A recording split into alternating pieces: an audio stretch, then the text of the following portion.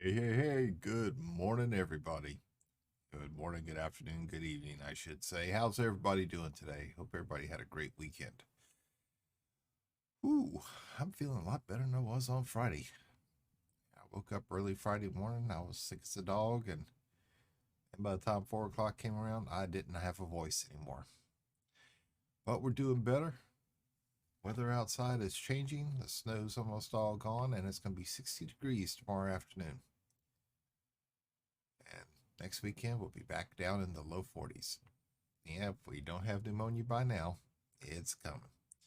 Well, welcome in, everybody. Hope everybody's doing good this morning. We are continuing on our adventures this morning, playing some more of the continuing adventures of Astro, Space Package Delivery Boy.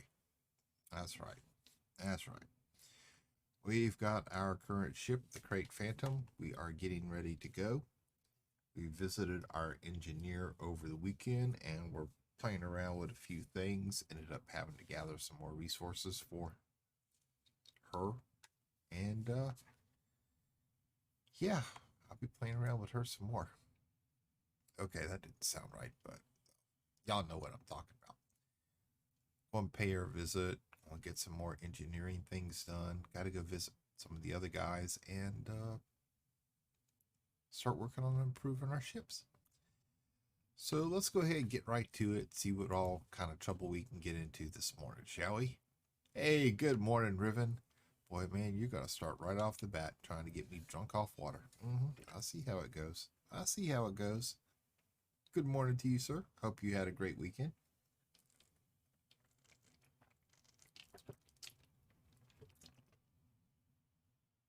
That water is really cold.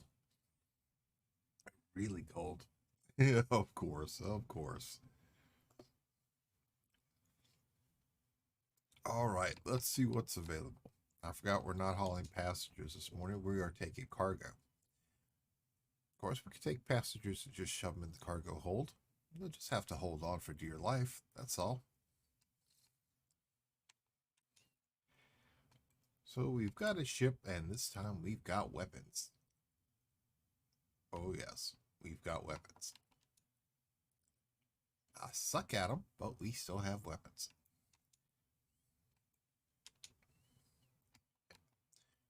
We do not have our SRV loaded up yet into this ship, so we're just grabbing a bunch of things and we're going to head off to see what else we can find somewhere, anywhere.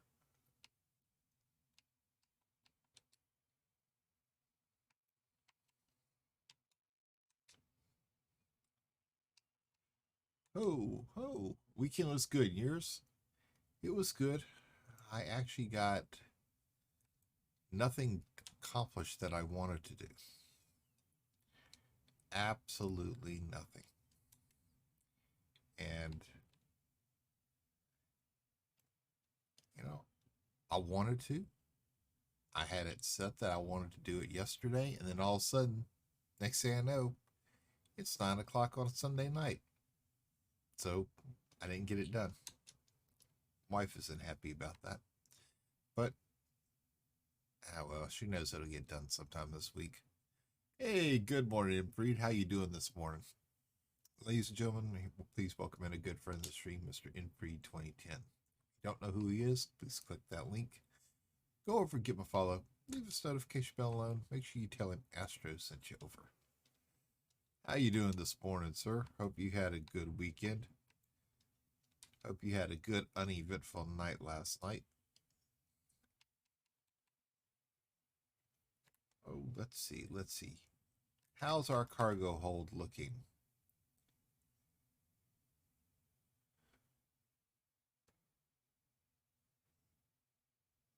Why do I only have 64 available?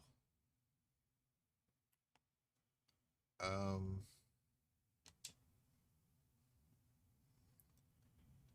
I should have more than that. Did I not put something back that I was supposed to? No, I did not. That is why.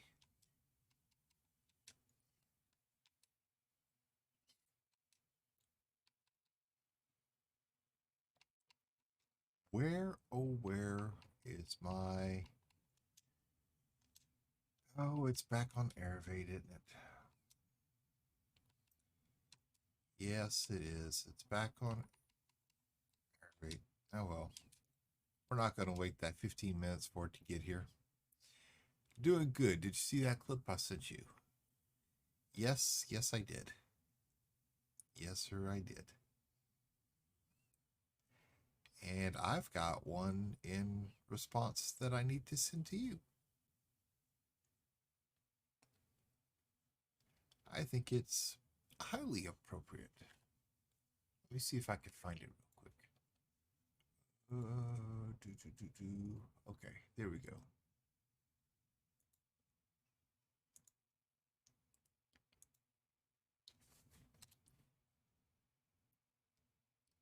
Okay, there we go. Yep, that's my response to you. Okay, so now we have our proper inventory slots available, 96. So we got 76 still available. Let's see what else we can find. Be afraid. Be very, very afraid. That's right, Ruben. That's right. You should always be afraid when I start sending clips back. Why? Because it's me.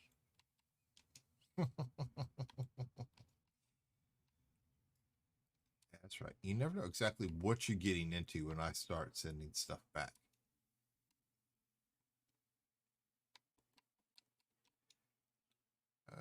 Take down, massacre, 82. I don't think I could still take 82. I think yep. I only have 76 available.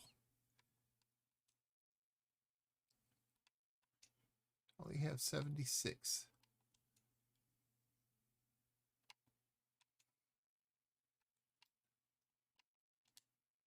Okay, we got enough at least to get started with. Was that what Red said when you threw some methane gas on stream?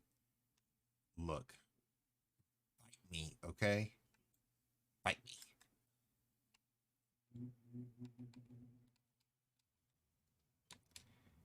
Since we know we're probably going to have people coming after us for the polymers, we're going to take polymers first.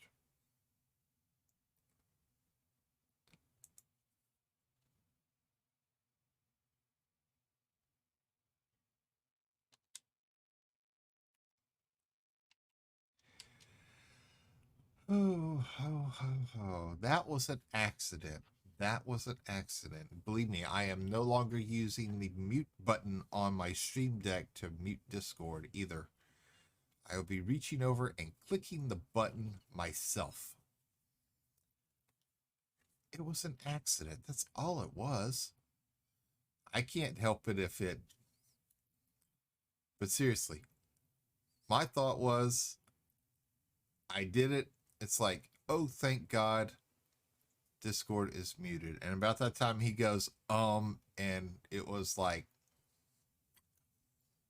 yeah.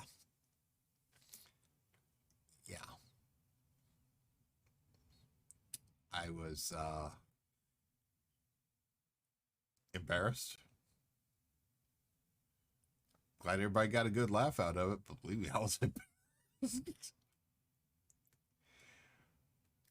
But see, one thing that everybody's not taking into consideration is at the time we were having to heat hot water to wash our dishes with, and we were trying to be careful on what we were fixing to limit what we had to wash. So we were eating out quite a bit, and my body just wasn't used to it yet.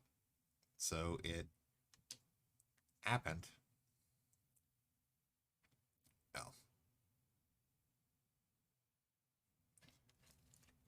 What can I say? It happened. It's a natural body function. It just happened at the wrong time. Sure, excuses. Well,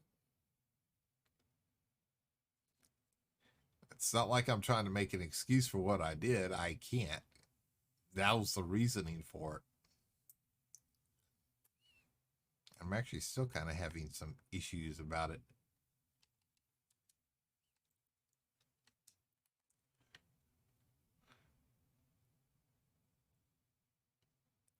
This is the first time we've used our Crate Phantom for package delivery.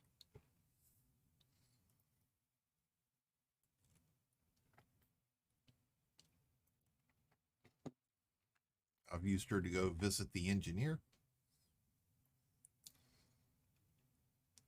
That was actually a quick trip. I was surprised. 15 jumps, no issues, except for the neutron star. Except for that one. Got a little too close. Yeah, that one was kind of hairy. I thought we were going to blow up with that one. I made sure to include a repair module for that just to repair everything. Just being a little careful. Got to.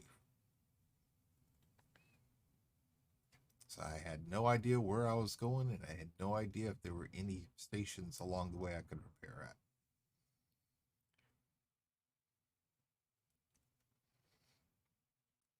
So I went and bought a meta alloy, went to go visit her, and she was satisfied with my performance. So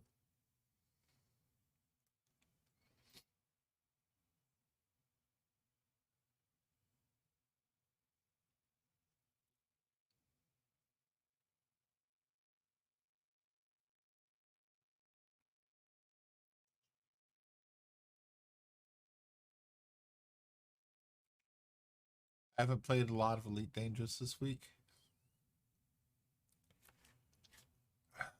I did all last week because temperatures were so cold. There was no getting outside to do anything. None. Like I said, I woke up Friday morning sick. I was fine Thursday night when I went to bed. But all week it was just bundling up, taking the dogs outside, hurrying up and chasing them after they got done with their business to get them back inside because it was too cold to be out there. Oh, you've been trying Valheim? I've been looking at that game. I'm undecided about it. I'm not sure if that's something I would like or not.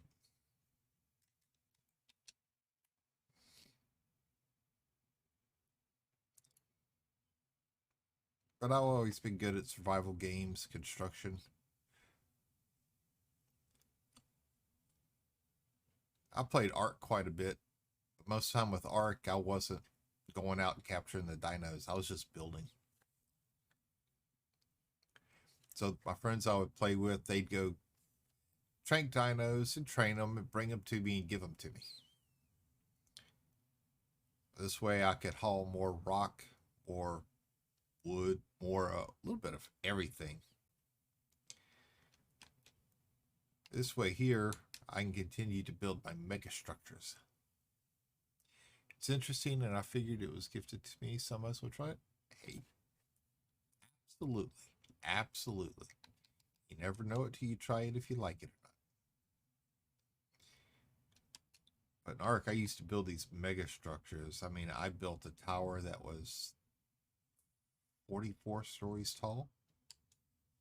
And you could always tell you were getting close to it because it would lag the server out. Yeah, I was good about that. I always lag the server out. And one time I built this tower up and the dinos attacked it, and when it collapsed, it crashed the server. We were laughing about it. Nobody was really happy. Nobody was really happy. But they accepted it. Yeah, I actually crashed a couple of servers by doing things like that. Wasn't intentional. It wasn't intentional. I was told by one group to build the biggest structure I could. It's like, okay, I did. It was a standard box. It was 3x3, so 9 base, and it went up. It went up 28 stories, and from there I had it expand outward to a, was it 4x4 structure, or was it turned to a 5x5? And then I had it go up another 5 levels. The top is where I parked all my pterodactyls because I'd fly up in there and land. And yeah. Unfortunately, that server crashed. I built another one across. It was a giant chasm, and what it was you had one mountain peak going across, you had another one going across, you had all the water down there. So I bridged across using stanchions and columns down into the water, and I built my structure all the way across it from there.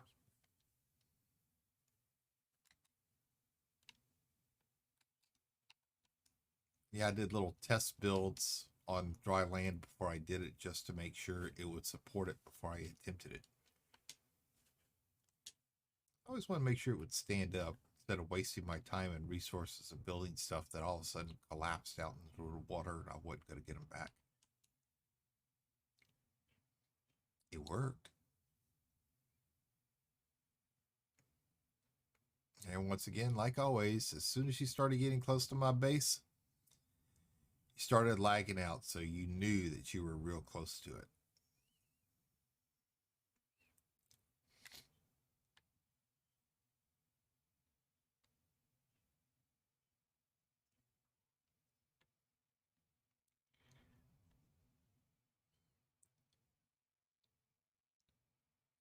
We don't have any of these 30 minutes or it's free deliveries today. We're not doing Domino's Pizza. But yeah, I've been watching Valheim. I have. I've been watching a lot of people play it. And the amazing thing is, it's a small game. It's not that big. There's a lot to it.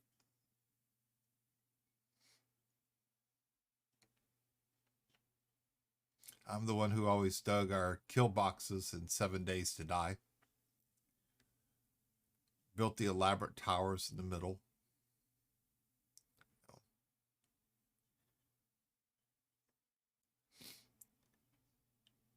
They'd tell me what they wanted for the base, and I would build it. And then all of a sudden, in the middle of building it, we started having build the horde base, and I would tunnel the stuff out that they wanted. They would continue building the rest of the base, and when they were doing that, then I would go out and start building the kill pit, quite a distance away, to make sure that they would come to us instead of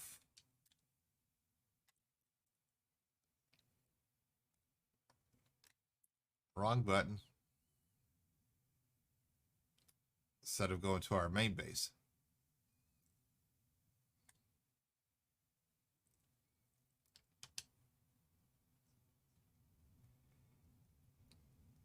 Yeah, I got to be careful about that. I'm hitting the wrong button again too much.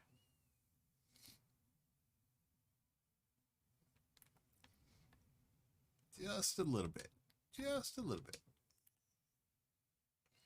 But been out just over 2 weeks. It's sold over 2 million copies already. If it's only been out 2 weeks and it's sold 2 million copies, that's highly impressive. That's very impressive. That is good.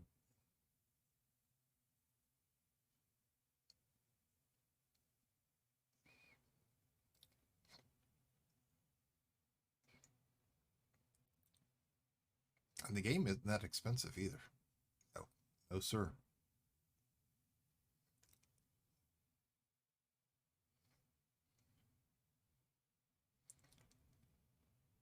But I do. I love.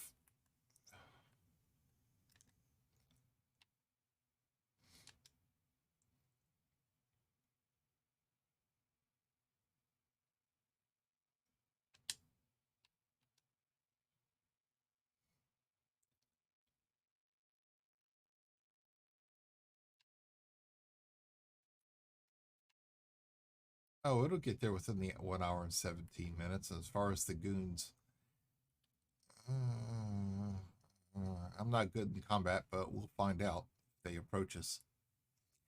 It looks all right. Just hope the copies sold doesn't go to their heads. Yeah. Yeah.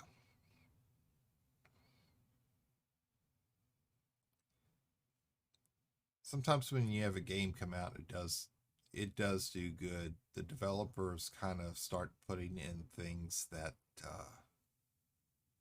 kind of start taking away from gameplay and start chasing some of the player base off. It happens just a little bit. AAA titles do that too. Their idea of the way they want the game to go just isn't the way that the players actually want it to go.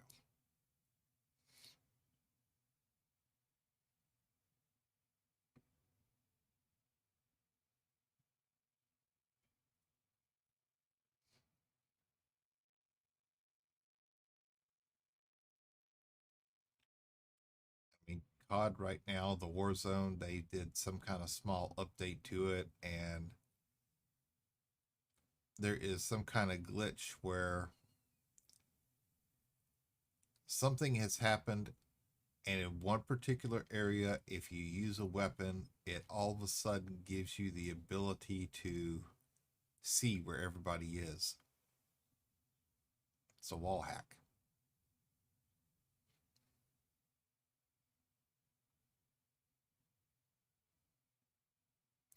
And somehow it triggers in the gulag, and when you go back into the game, it continues.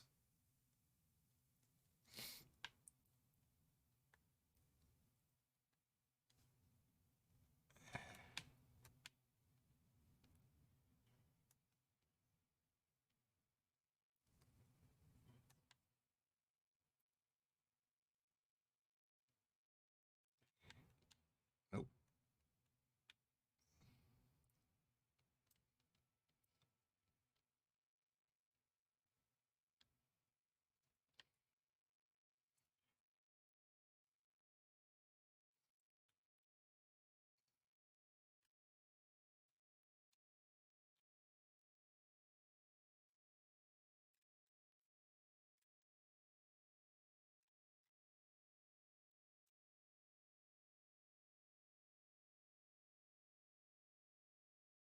So release February 2nd. We shall see how it goes. Yeah, absolutely.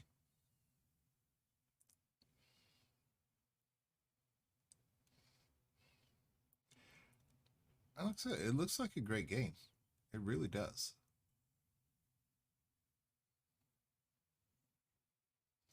And the way I value games, it's for every dollar you play or every dollar you pay, I want to play for an hour. So it's like I'm paying $1 per hour. And as soon as I, you know, get the same amount I paid for it, I got my money's worth.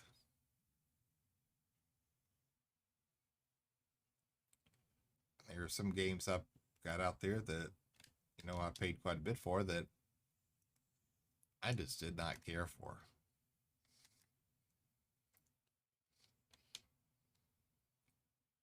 And there are others I got on sale or were given that I've got hundreds of hours in.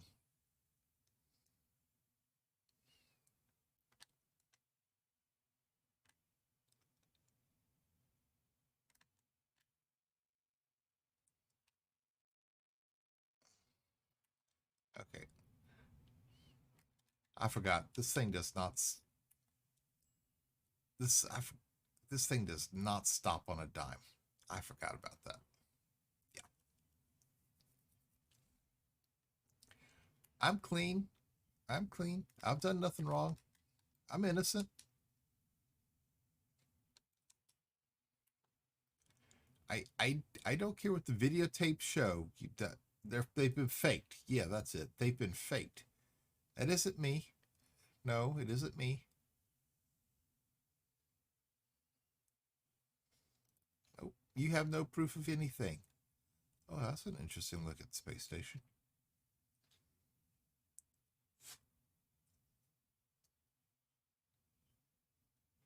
That's cool. I like that. Makes it look like the old steamboats. Little paddle boat at the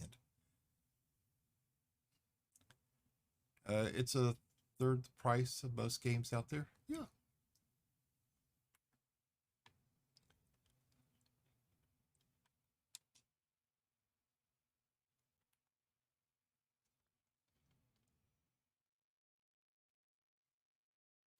I mean, that's one of the big things. It's not that expensive.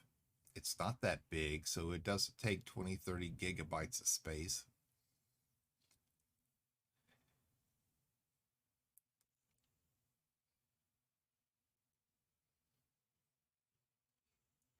And everybody that I've watched who's been playing it looks like they're actually having fun and enjoying it. I mean, it's what more could you ask for? And that's the whole purpose of every game is to have fun. Okay, I don't want any of your fuel anyway. It's the whole purpose. It's an escape. And we all have things going on in our lives, stress from work, stress from home life. You just sit down to play a game to relax and have fun. The whole purpose of all of this, just to have fun.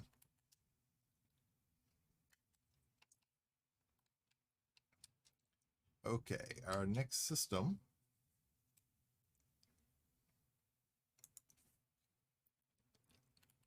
a little bit further out.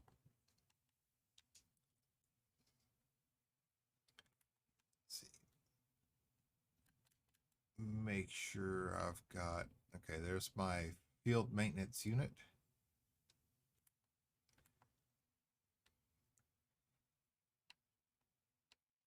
Engineered frame shift drive, which I'm going to have to do something about that. I engineered my power plant a little bit as well.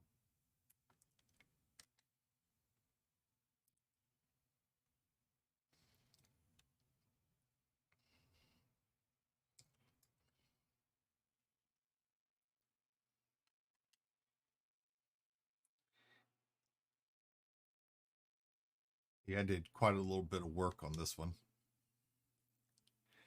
I've got 13 hours in both Elite Dangerous and Valheim. Both are grindy games, and I'm liking both for that reason. Yeah. See, I don't really consider Elite Dangerous really grindy.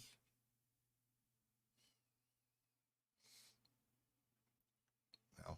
I played WoW for years. I played EverQuest 2 for years. Those are grindy to me.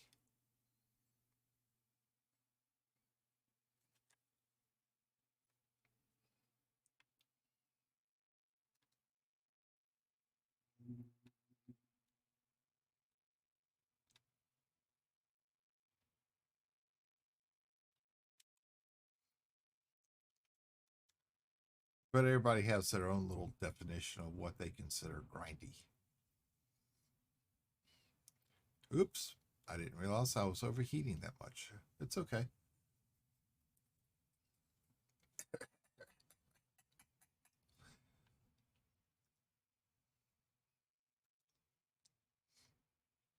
Just got a little smoky in here. Sorry about that, folks. Sorry about that. I talked to our engineer about that, but she still hasn't fixed that problem yet. It's a little grindy like Farm Sim. Yeah.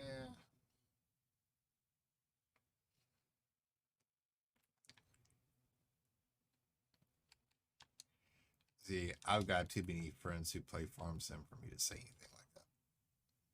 Because they all know that Farm Sim is not my kind of game. They know I'll gladly come help them if they need help. They know I'll help them test things. It's just not my type of game. Besides, look at Jimmy. How many people can die in a game that you're not supposed to die in? And falling off a map and respawning back at your home? Yeah, that's dying. That's dying. But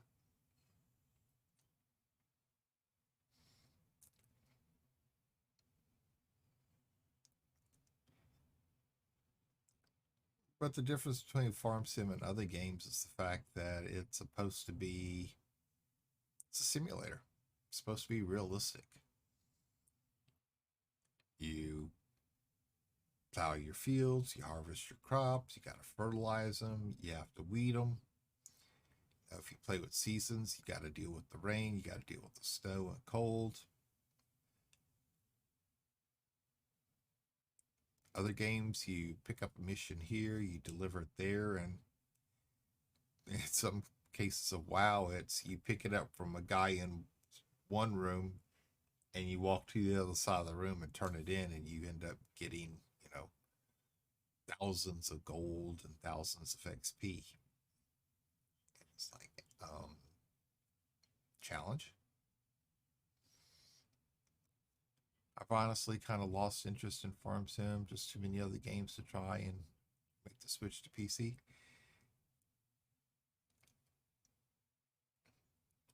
I think that was the reason why I ended up kind of putting Elite Dangerous off to the side when I first got it. Is I played it for a little bit.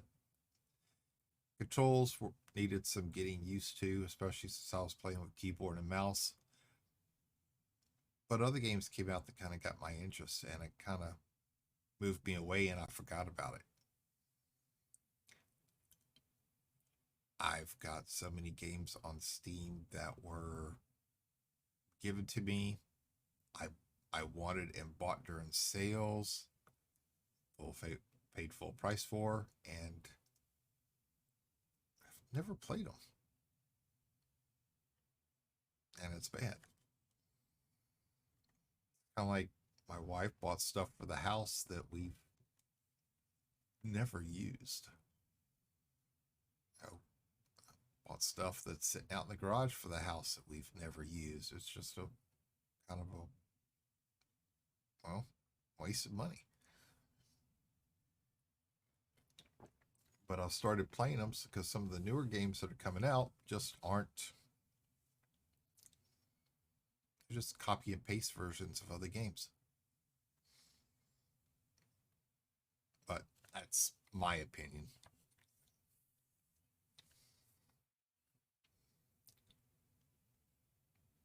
But there are a lot of good games out there, and there are a lot of good games coming out.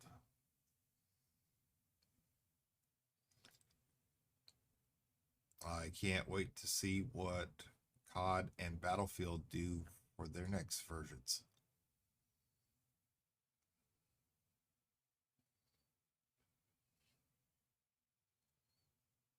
I got Battlefield 5. Is that the last one? Yeah. Battlefield 5, I got it. I beta tested it. Oh, actually, I alpha tested it and beta tested it and was. I wasn't really impressed. But when they did the open beta, they had made a few changes to it. So I played it and it's like, okay. Game came out. I bought it. I played 5 hours. It just couldn't hold my interest. But I was diehard Battlefield. I've got thousands of hours in Battlefield 3 and Battlefield 4. I've got another about 500 hours in Battlefield 1.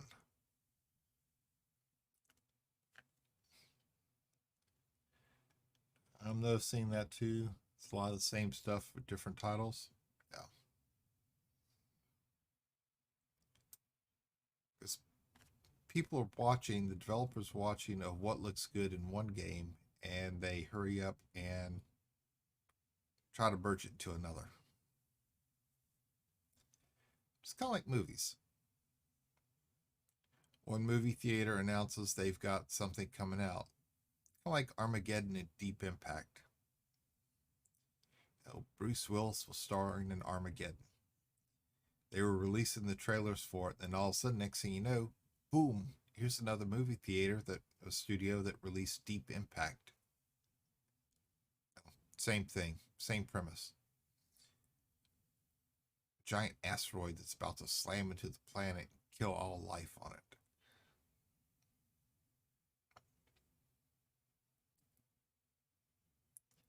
So, hey, Slow Sweet, how are you doing today? I'm doing good, sir. Welcome in.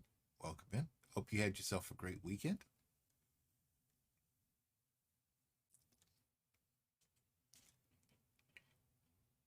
And it's always like that. They see or hear one studio's working on something, then they try to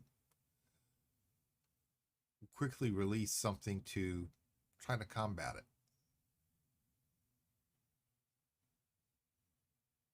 I mean, COD releases a new game every year from two different studios. Battlefield releases one, every 2 or 3 years, but are continuously releasing new DLCs. Still have some pain in your back? Oh man, I am so sorry, Slow Sweet. One thing that always got me was a little bit of pain reliever. I would soak in a hot tub and I would apply a heating pad to it. That always kind of helps me.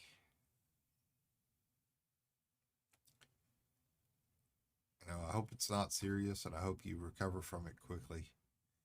Um, when my stuff starts doing that with my back, it's always slip disc. I got two discs that every now and then just kind of move out of place, and it's when I slip, catch myself, or I twist wrong, or I just bend over the wrong way. And I know that Imfried's going to say it's just old age, but I actually was in an accident that caused all that. But I've learned to my warning signs. I can feel the pressure building up. I know when it's going to happen. And most of the time when it does happen, I can be down anywhere from about 2 to 4 weeks. I can move, but I walk like about 100-year-old man. I thought the arthritis was bad, but those things happen.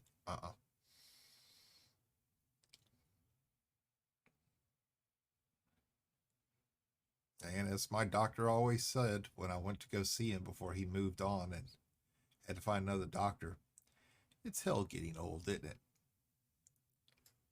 I always hated him telling me that because I was 16 years older than he was. But that's what he always said. It's just hell getting old, isn't it? I'd laugh at him and ask him, what the hell do you know about getting old?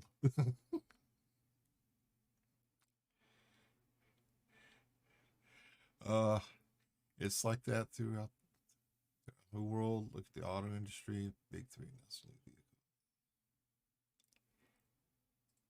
Yeah. Yeah. What vehicle was it that looked like a brick? Cars were starting to get more aerodynamic, starting to get more rounded. And wasn't it the Scion that looked like a brick? It was squared where everything else was going rounded.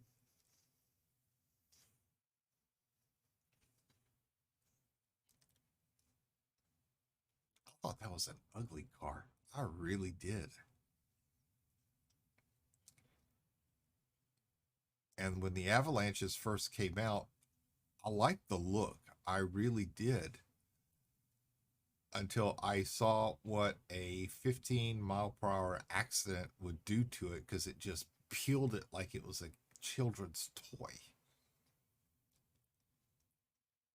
Because a low impact accident that hit the side of it looked like it shattered all the body panels.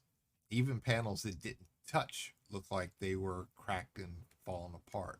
That's the reason why I say it looked like a kid's toy. Scion, Toyota's, Ford. Yeah.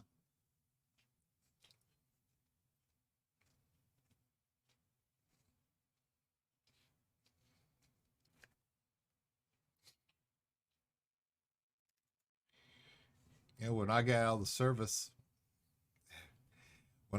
service, my grandfather asked me why I ended up buying a Toyota. I liked the style of it. It was a lot cheaper than the Ford I wanted, and the fact it was more reliable.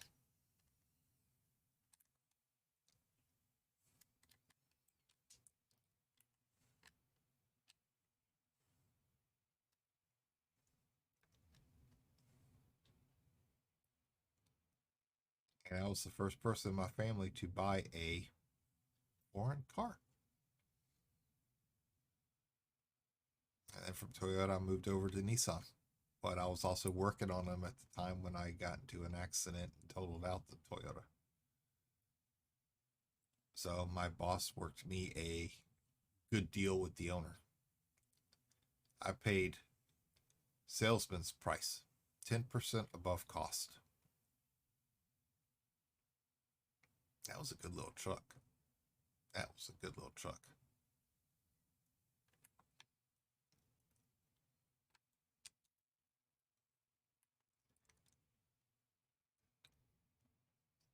I've got people waiting for their packages. You gotta let me in. You got to.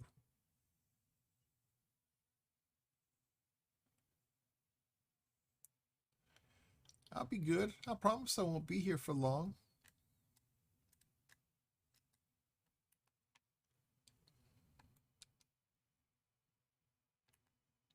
Okay. Only foreign vehicle I bought was the VW Jetta. I got the Toyota because the price was right. It was reliable. When I got the Nissan, it was more of a vehicle of necessity. I'd just been in a bad accident. The Toyota was, no, there was nothing left to it. There was no putting that vehicle back together. That's the one where the fenders were touching on the other side of a 28-inch oak tree, and the engine was sitting in the passenger seat. It ripped through the firewall. There was no putting that vehicle back together. Believe me, I love that truck. I think I was more upset over that truck than the fact that, I had glass all in my hand and all in my forehead, and my forehead got ripped open. But I think I was more upset over the loss of the truck.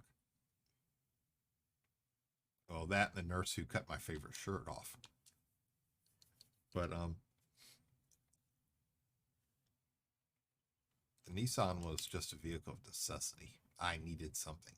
I needed something right then and right there. And they worked me a deal I couldn't pass up because I worked for them. So I had to take it.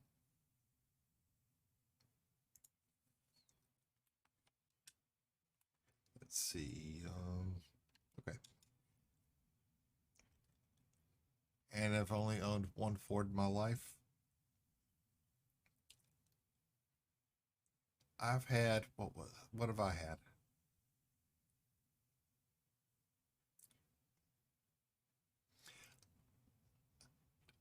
I had a Pontiac Firebird when I was in high school.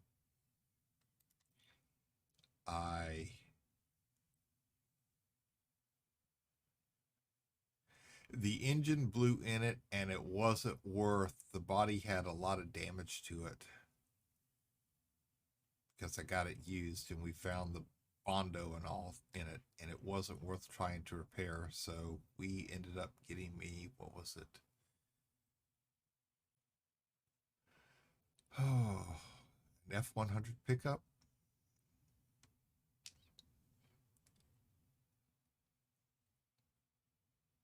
And my mom was driving it when I was in the service, so it wouldn't sit in storage. And her business, the State Department she worked at, was right by a railroad hump yard.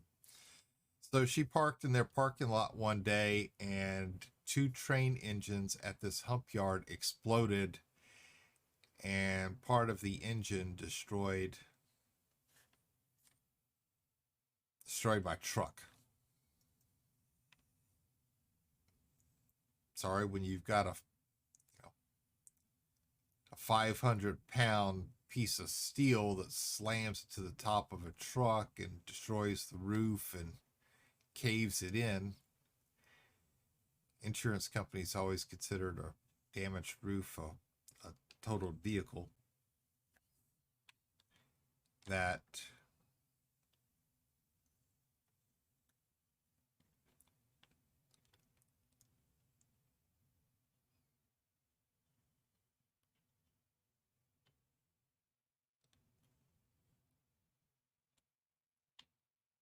we ended up having to get another one.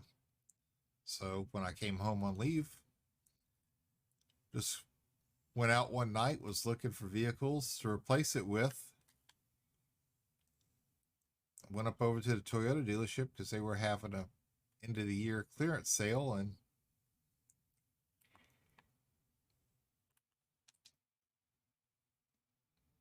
walked out with a new truck. And because I was a service member, I didn't have to make my first payment for 3 months. Of course, I paid it off quickly.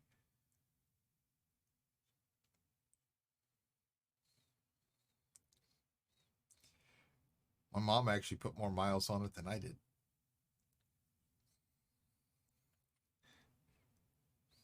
But she took care of my truck. She really did.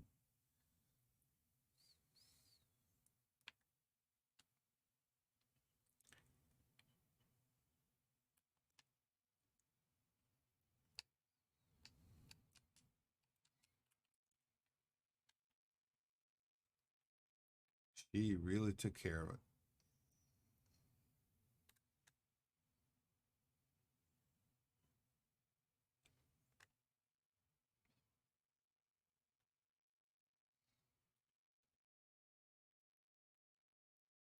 And then about 2 weeks after it was totaled, that's when I had the Nissan.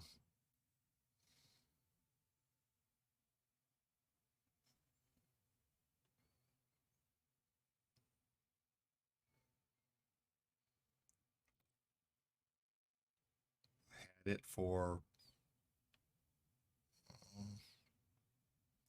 5 or 6 years, and some guy,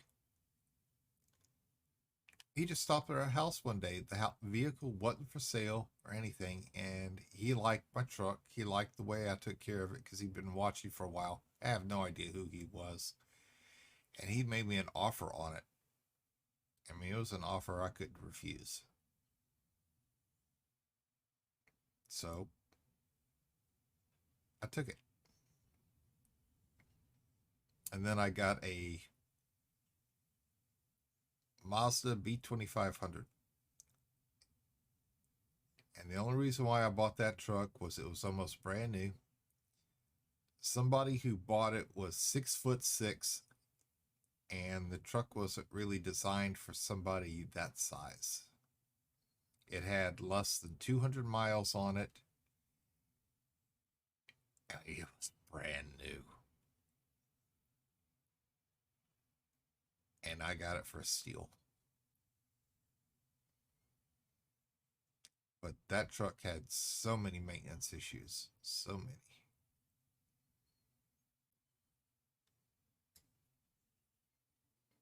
It seemed like every week I had it in the shop for something else. But it was still covered under manufacturer's warranty, and that was fine. When the warranty expired, though, and it started coming out of pocket, that started getting a little expensive.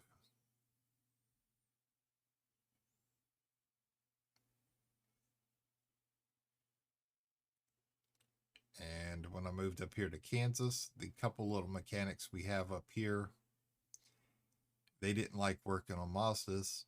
So last time it broke down, I just sold it for scrap and ended up buying another Ford.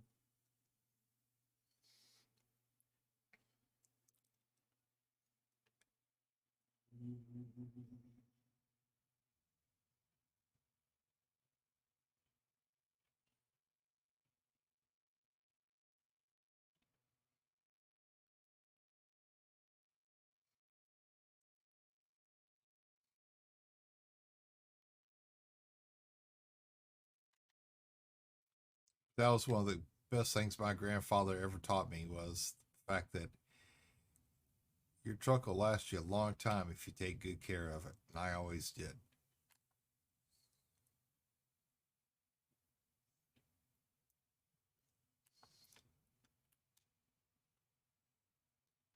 He had he had one vehicle that he always drove, and he always maintained that he would drive to work at the Ethel Corporation plant, Baton Rouge.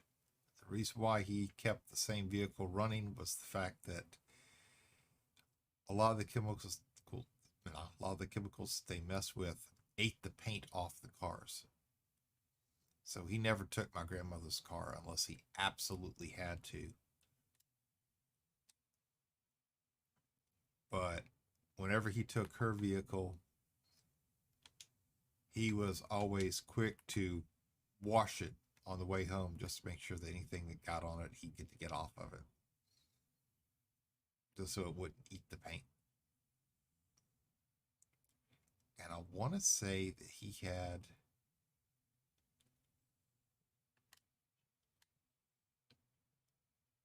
a Chevy Caprice from the 60s. Yeah, it was a Caprice. It was from the 60s. That's what he drove. My grandma had a Plymouth Fury. That car was a tank. We broke down one day, and it took both him and myself pushing that thing for all we were worth just to get it about 100 feet to get it off the road. Just as we were just as we were getting it done, we had somebody come up and offer to help us.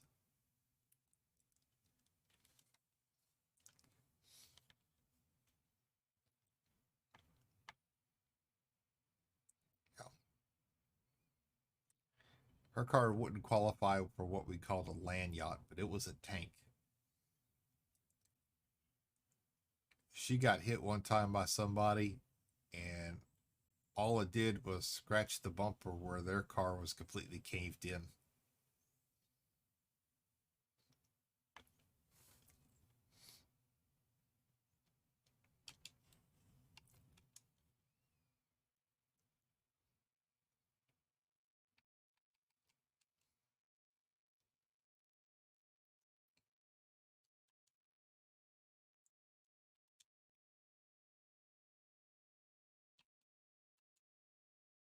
I had to stop for a minute because I thought it was give me another mission. It was like, not yet, not quite yet.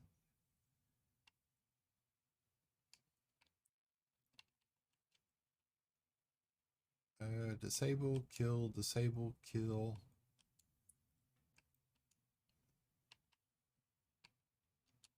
We'll grab a few more of these. 614 isn't that bad.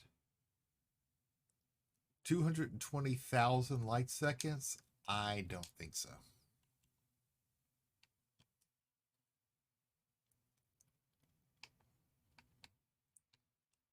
We will not be doing that.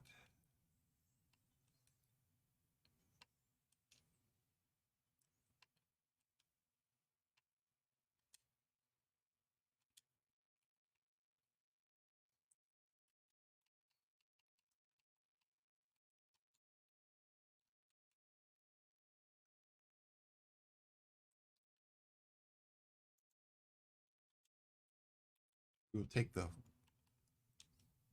jobs in the order that they were received, just like phone calls, or sometimes you think customer service.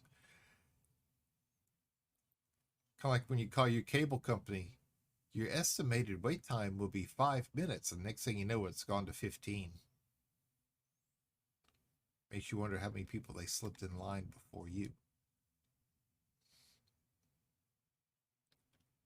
I know Mediacom does that quite a bit when I call them up on the phone. I think they were doing that to me purposely in December when I couldn't stream. It had no upload speed.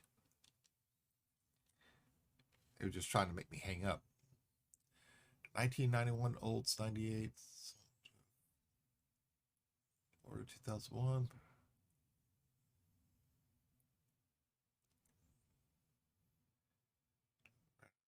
Total after hitting 4 deer. 4 deer? Wow.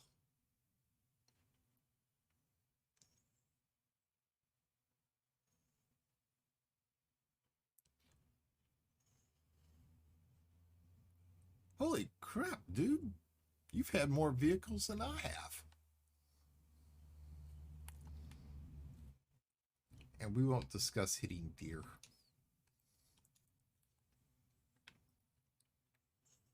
In 2011.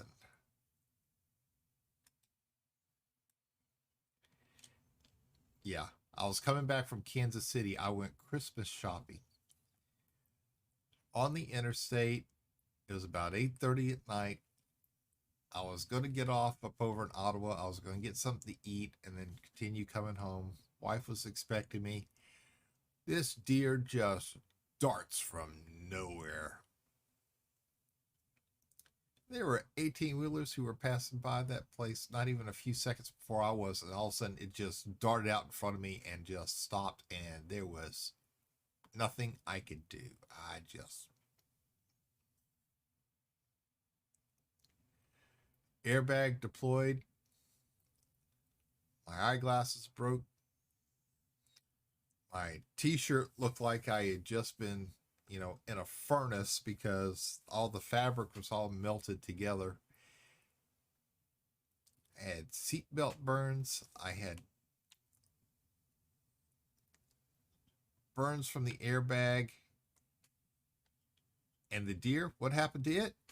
It was just laying on the side of the road, and the cop had to walk over to it and put it out of its misery. He had to shoot it because it was so badly injured, and it was still alive.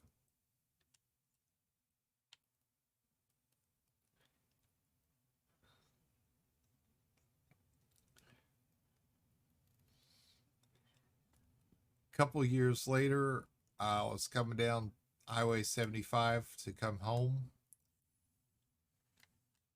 I had been out with friends, and same thing.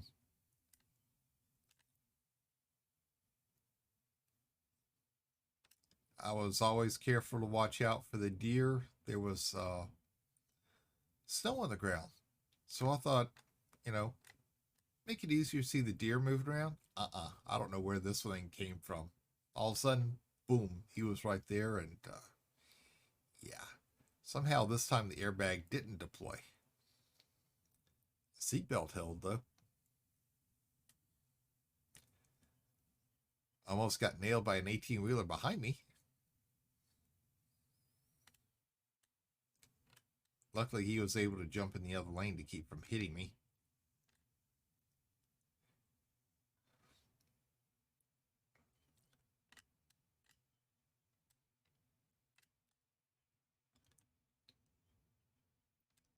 I used to have one buddy who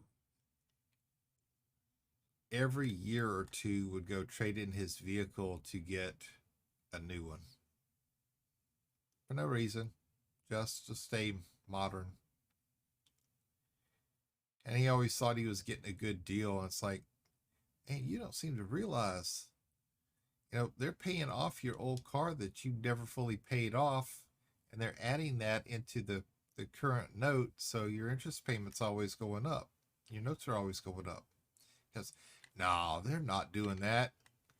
It's like, well, why do you think you're not having to pay for that car that you just traded in that, you don't own anymore and still owe $3,000 on?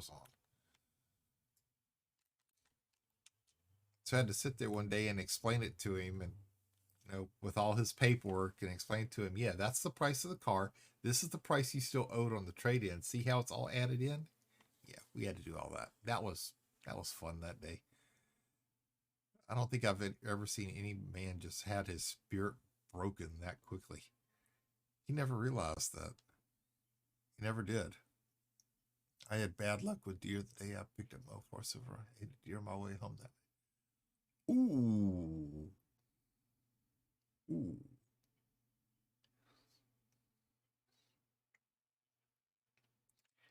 tractor trailer, I hit an elk before.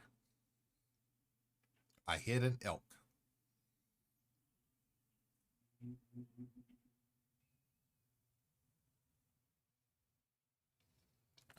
Bad thing is, I'll admit, I was distracted.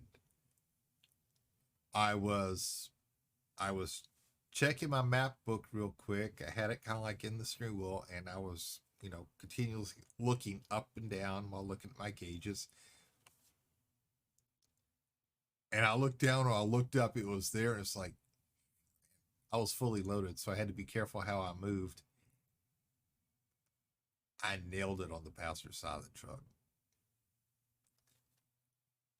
I tore that cab apart. There wasn't much left of the passenger side of the truck.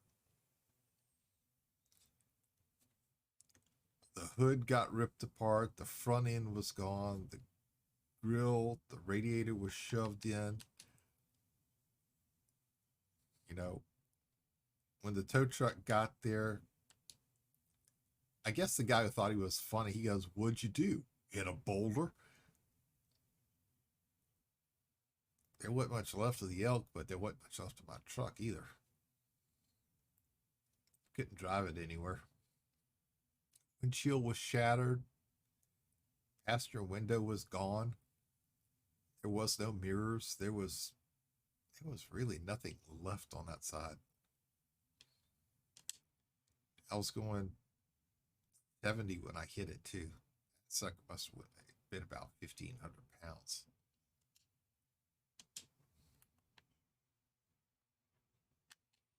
Um, as an animal lover, I got to tell you, I felt so damn bad for doing it, but there was nothing I could do. And of course, our company did the usual thing. Police came out there because it was an accident involving an 18-wheeler. You had to take your little urine test to prove to them that you hadn't been taking alcohol, that you hadn't been taking drugs, you were completely sober, you were wide awake. Believe me, if I wasn't awake at the time of impact, I was awake after. Yeah.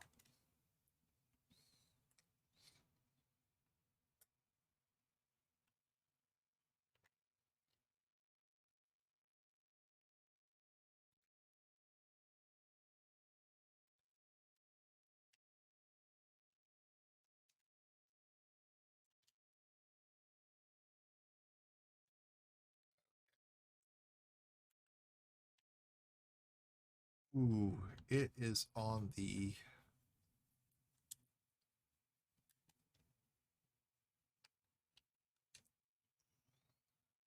Here's what we're going to do. Oh, I can't do it from here. What am I thinking? What am I thinking?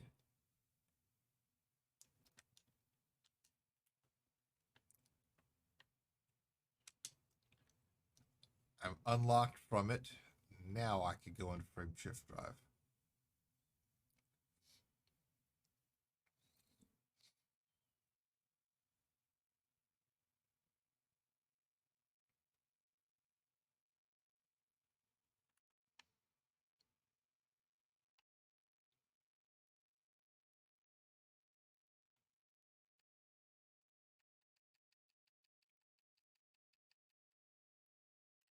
Boga's not on my list anymore, so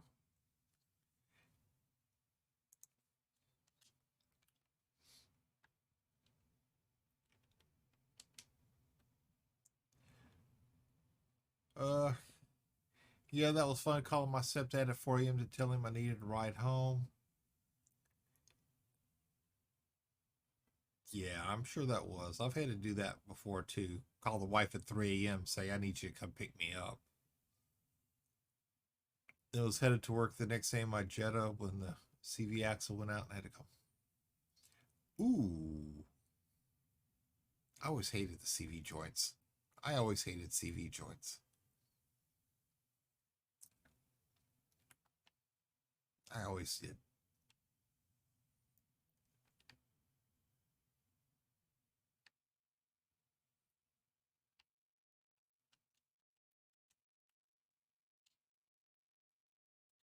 Always hated replacing them.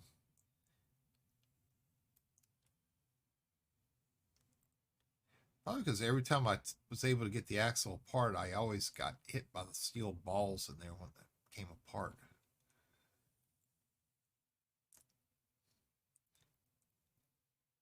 Yeah, I've had to call people at 3 a.m. too because the vehicle broke down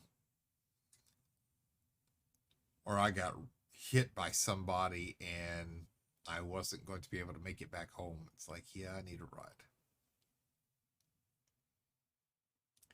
But when that 18 wheeler hit me with my Toyota, I mean, it was so bad that, called my boss, told him I'd been in a bad car accident. I had to explain everything to him. He goes, okay, well, just take off the week and, when come back to work when you're ready. And about 3 days later, I went back to work and he's just looking at me going, are you sure you really want to be here? Got stitches in my forehead. I got a softball cap on. We weren't supposed to wear caps, but they allowed me to wear a softball cap just to cover my head up because of all the bruises. Had two black eyes. I had a seatbelt bruise so badly across my shoulder that we had white cotton pullover shirts that you could see the bruise through. Had a couple stitches on the back of my hand, and the nerves in my right hand every now and then would cause my hand to just open and drop things. And he's like, are you sure you really want to be here? It's like, yeah, because if I'm not here, I'll be laying home in bed feeling miserable. So I just looked up parts and somebody else had to go get them and do all the billing because I couldn't focus my eyes real well on a computer screen.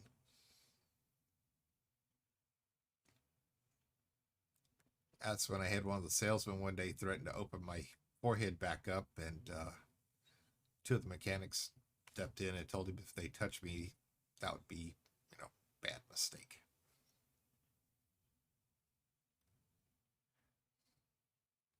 Never messed with the CV joints. Dad always taught me to just replace the axles. Tear it back apart. Yeah. I'll tell you what, I never liked messing with the CV joints. I never did.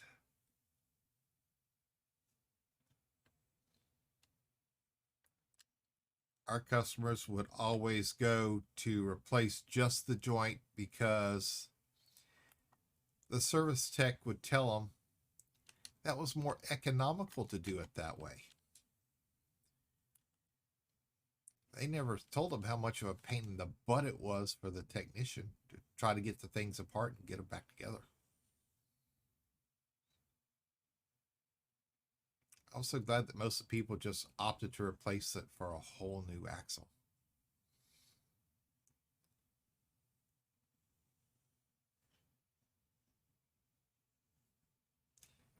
We had one lady one time who she had just bought a Nissan Maxima. It was a 92 or 93 model. And she had hit an armadillo. Nice armored tank critter. And she hit it so bad that the floor pan for the rear seat on the driver's side was smashed up to where it was even with the top of the back seat. And we were looking at it going, we were debating how we were supposed to smash that thing back out. We weren't a body shop, but the body shop wouldn't touch it. And we're like, how are we supposed to smash this thing back out? I mean, we worked in teams. The dealership I was working at, we had 3 teams. We had 5 people on each team. I was the parts guy. We had the parts manager and the other 2 parts guys, and we were all out there looking at it going, I don't know if I can order this part. I didn't know if I could. I'd never had to look up a floor pan before. And we're like, You hit it with a sledgehammer. One of the guys got in there, started slamming it with a sledgehammer, and it wasn't moving. So we had to get the insurance adjuster out there, and he didn't want to total it because it was a brand new vehicle. So I was able to order the new floor pan, and it was a whole floor pan. And I got a call from Nissan telling me that when I placed the order, they said I could order it. But then a couple days later, I got a call from them saying I can't order that part. But you gave me a part number. There's no way to safely reinstall the part. They asked me what happened, and I had to send them pictures because they didn't believe me. Nissan engineers in California didn't believe that somebody had hit an armadillo and had smashed a floor pan that badly, and we had to send them pictures.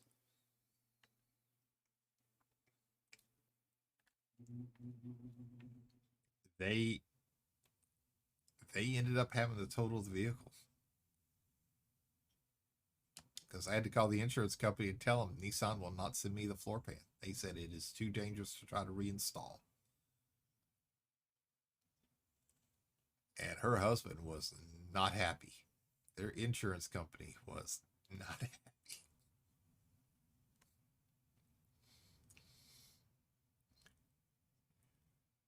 Yeah.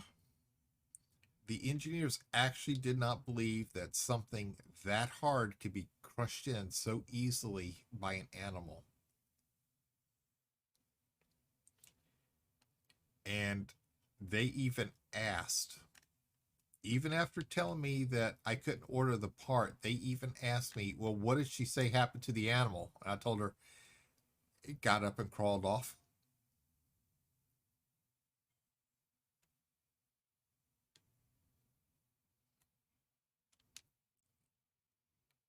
And the guy I was talking to was, you're kidding, right? It's like, no.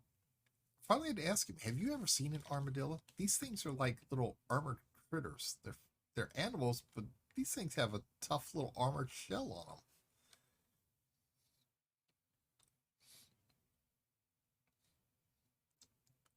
I said, apparently nothing had happened to it because, according to what she said, the animal just got up and he just walked off. It's like, he didn't believe it.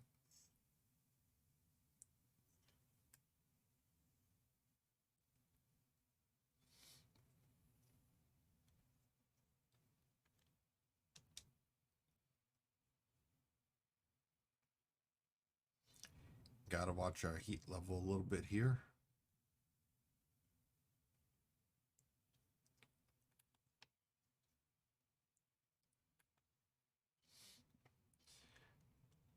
Told them you come on over here and try to kick one of these things.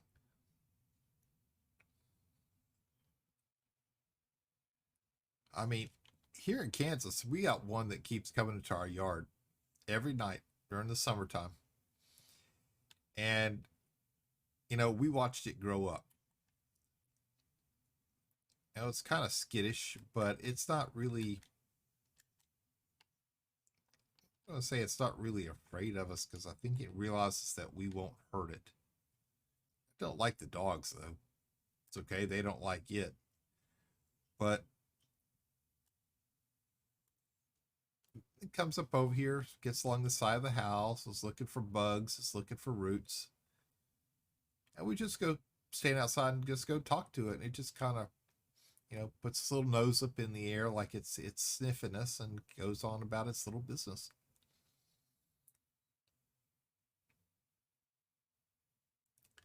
My wife's got a bird feeder out front.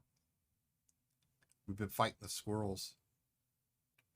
She went to go put food in it 2 or 3 days ago when there was still snow on the ground. She said a deer had apparently come up there and had investigated the feeder because you could see the hoof prints of where it came up into the yard. It ate some of the stuff on the ground that the squirrels had apparently knocked off, and it just walked away. We got a family of deer that live up in our town. They walk up to the creek area, which is our neighbor's house, just on the other side of the street. And that's where it came from. We got raccoons that come from over there. They don't get in our garbage. They just kind of sit on our porch, wait for us to bring them something. They like grapes. So we buy grapes to give to them. They just sit outside at night and start chittering to let us know that they're out there.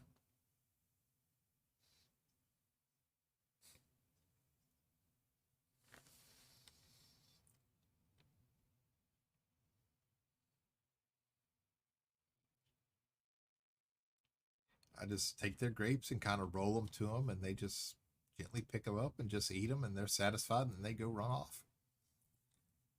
At least they're not tearing up our garbage.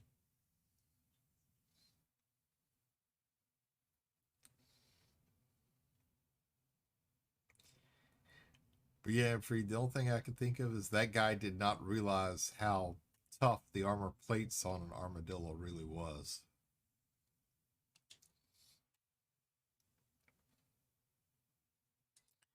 I've watched somebody one time shoot one of those things with a shotgun, and it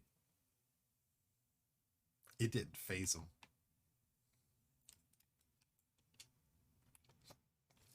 Excuse me.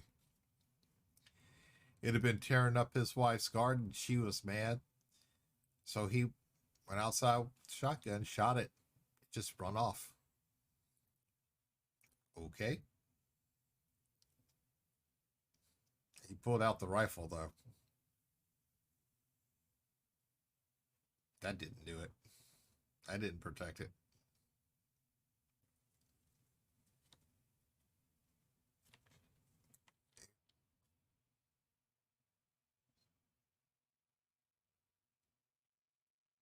But yeah, our little armadillo, we watched him grow up. And it's him because he's got the same mark on his shell that he had when he was a baby. It looked like he had been caught on something. So we know it's him.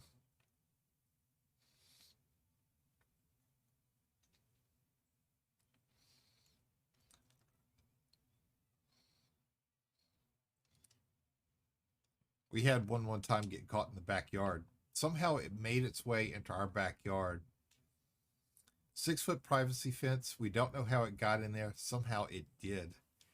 And we let the dogs out it was about 9:45 for them to do their business for the night. And they had something cornered. And had to chase the dogs back in the house. And then went out there and looked, and it was him. It was the little armadillo. He was still a little baby. That's when we first come across him. And we kind of helped guide him a little bit with a broom back to the door and kind of helped push him out of it just so he could be on his way. Yeah. A couple nights later, he was back. But this time he wasn't in the backyard. He was in the front yard. So we've got our camera set up and we watch for him now.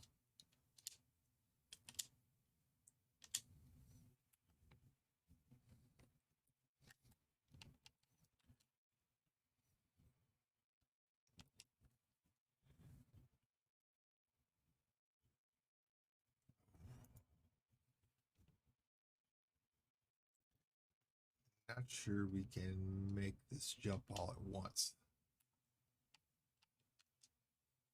But we'll see. We'll see. Looking at diagrams online of their armor plates, it's 1/2 inch to inch thick bone. Yeah. Yeah. I mean, those of us from down Louisiana who've had to deal with armadillos and have hit them and have seen other vehicles hit them and them just run away. You know, it was no surprise to us when she said that it got up and ran off.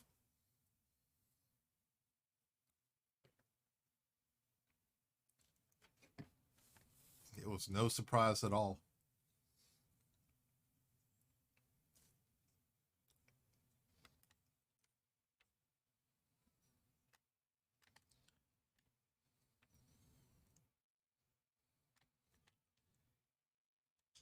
But apparently, to the engineers in California, that wasn't supposed to be possible. Because he actually told me that he believed that she must have hit something else. And it's like, no, I don't think so. That's what she said. And unless you've dealt with these things, you know, it is possible. Oh, sorry, Bennett. Nose itched. Nose itched.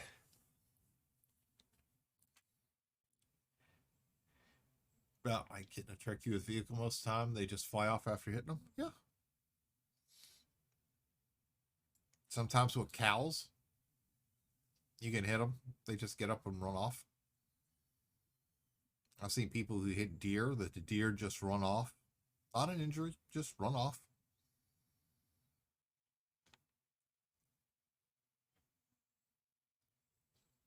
But yeah, this guy tried to tell me that apparently she hit something else and she's lying about what she hit. And it's like, unless you've seen one of these things up close and you've hit one, you can't say she's lying. There's just no way. We've seen other people that hit one that destroyed the oil pans, destroyed the transmission oil pans.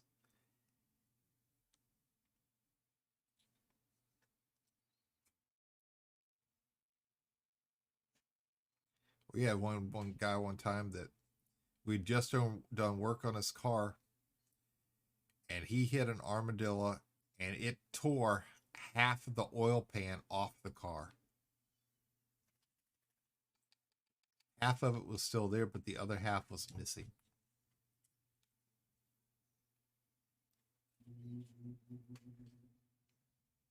Yeah, we kept it in the shop. We took it off the car. The mechanic cleaned it up, and we left it in the shop because it was something to look at and talk about, and showed all the new people that would come in, that would work there. Been there, done the deer one. I was mad because it was a massive bucket at Total Grand Prix. Yeah, kind of like the one I hit. It was laying on the shoulder of the road. It was suffering, and police officer just walked up to it, shot it, put it out of its misery. He asked me if I wanted it, and it's like, no. So he ended up calling a buddy of his to come pick it up, take it off to go have it, butchered.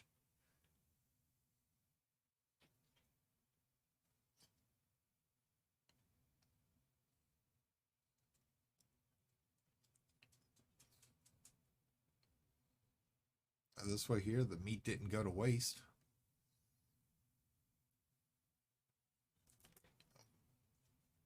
Now the elk I hit in the 18-wheeler, there wasn't much left of it. There was no there was no giving that thing away. I think the worst thing I had to do was tell my dispatcher I hit something and the truck was in pieces. I tried to explain to him what in pieces actually meant.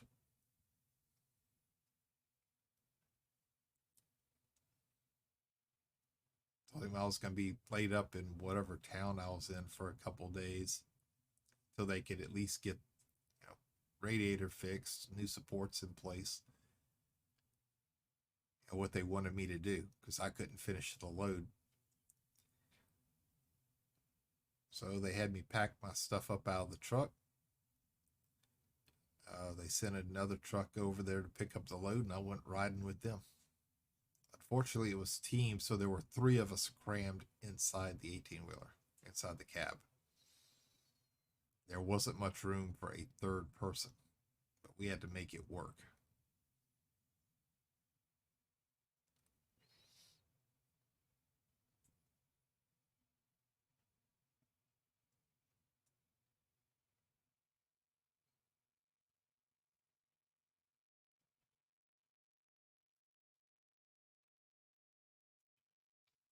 Tried to talk him into sending a solo driver, but the team was closer, so that's what I ended up getting.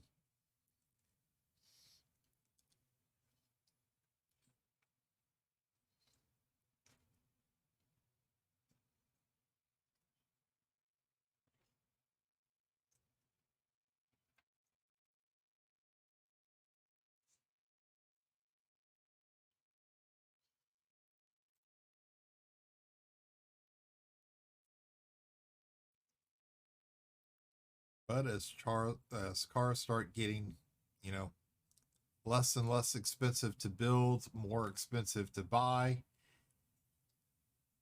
it doesn't take much to do some real serious damage to them.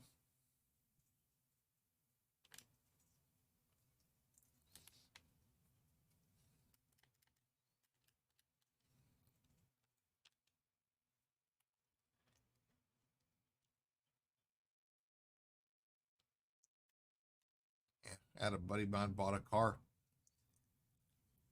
We were looking at the engine. We were kind of leaning on the fender. We bent the fender, just leaning on it, just a little bit. Not even our full weight. We bent it, and it was. I I didn't do anything. We were able to get it popped out. The fact is, though, is that we bent it just by leaning into it barely. My luck with deer and that Grand Prix was car back after a week, had a day. Ooh.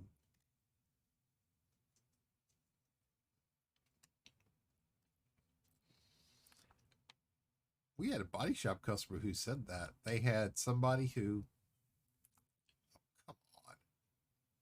They had a customer at the body shop. They had just fixed their vehicle. They were pulling out of the parking lot directly to the path of another car that hit them. Just after fixing the vehicle, the customer had just got it, was pulling out in the path of another car. And they had to fix it again.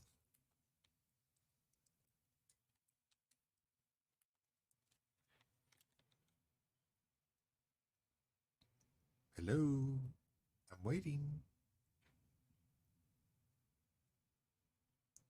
Okay, somebody's taking off from the backside.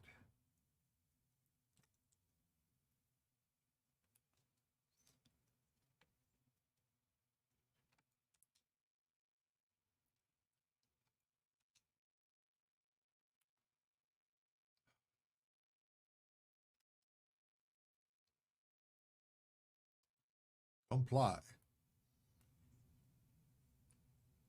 Where's the drive-in window? Can we do it that way? I'll just drive up. I'll throw the package to you. You deliver it to the person.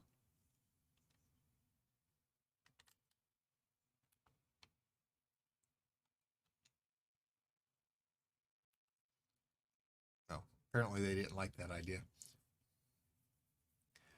I called non-emergency after that. Had an officer come out to write a report. Just mention. Yeah, my wife in 2019 was going to go see her nephew's high school graduation. 5 miles outside of the town she was going to in Nebraska,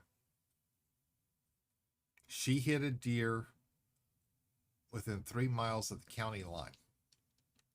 Now, she called 911 for the county that they were in, and the truck was fine. She was able to drive. She was driving my truck, not hers, mine. Called the 911 dispatcher. She ended up getting the other county. Other county called the county it happened into. They didn't have an officer nearby, so the county that was just to the north of her sent an officer down who was close by just to check on her, make sure she was okay, check the vehicle out, make sure it could drive, get the deer off the road. And he sat there and he goes, well, I'm not going to wait for these yahoos to show up. So he ended up calling one of his buddies in the other county to come down and pick the animal up to make sure it wouldn't go to waste because my wife didn't want it. Not like she could do anything with it. So since she was only a few miles outside the town she was going to, he followed her just to make sure she was okay. And then he had to go back to, make sure that nobody hit the deer while it was sitting on the shoulder of the road. She did a number on my truck. She did a number. The next morning when she called me up, she goes, Well, everything's okay, honey, but, and I always hated that part because my grandmother always did that. Honey, everything's fine at home, but long dramatic pause. It's, but what? Tell me. And she goes, she tells me, I hit a deer. Okay, well, are you okay? Yeah. Is the truck drivable for you to come back home? Yeah. Then all of a sudden it occurred to me that the way she's answering the questions is exactly how bad is the truck?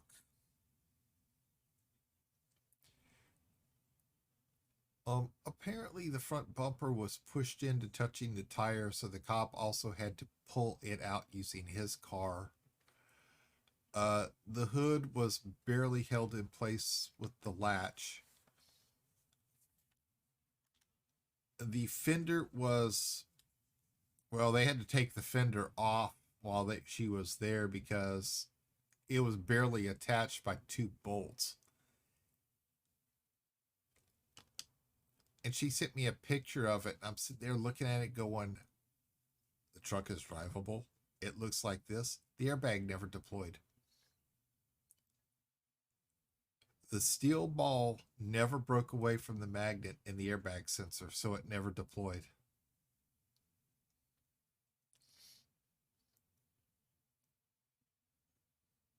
Now, the funny thing is, though, is that it never deployed when she hit the deer. But she hit a pothole outside of our driveway and it deployed. So I asked Ford to explain that one to me. How she could hit a deer and nothing happened. Yet she hits the pothole outside of our driveway and it deployed on her. It deployed on her so badly, she almost drove into her vehicle sitting in the driveway. And the only thing they could tell me was it must have been weakened from the initial impact. I know how these things operate. It's a steel ball attached to a magnet. The electrical field in there senses that when the steel ball breaks away from the magnet, and that's supposed to be about a 15-mile-per-hour crash, that the airbags deploy. So that's what stops them from deploying. How come the deer didn't do it? The deer that she killed didn't do it, but the pothole did.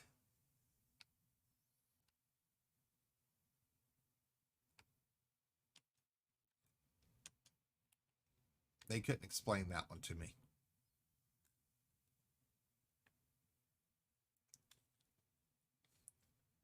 So we never told the insurance company that the airbag exploded from the pothole outside of our driveway. We just told them that it exploded on her when she hit the deer. Because if not, they probably wouldn't have covered it. Thankfully, the passenger one was turned off. Otherwise, it probably would have deployed as well. Yeah, I was just looking at my truck going, I couldn't believe my vehicle. I'm sitting here looking at it going, you are never going to your nephew and niece's graduation or anything else in Nebraska ever again in my truck. You will only take your own. Because I was just sitting there looking at my truck going, this is my truck. This is my baby. It's in pieces. I didn't even do this. I'm looking at her telling her, it's my truck. If anybody's going to wreck it, at least I should be the one driving it. And I never should have told that to her. 2 months after getting it fixed, I got rear-ended by somebody.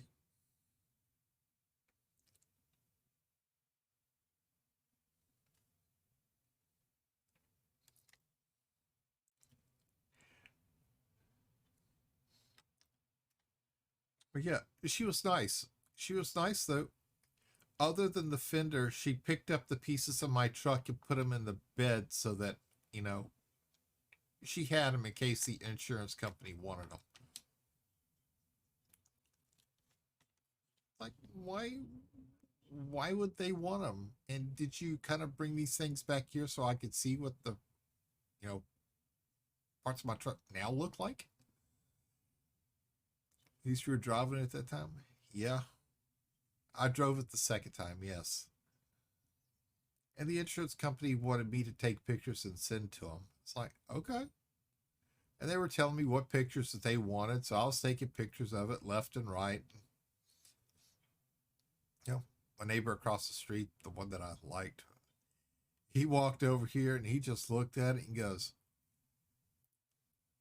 "What in the hell did you hit?" And I'm just telling him my wife hit a deer. And he started chuckling. He goes, "You know, because the impact was right at the pasture corner," he goes, "What? She couldn't dart a little bit more in the other lane to miss it?" And it's like, man, you're not helping matters, okay? You really aren't.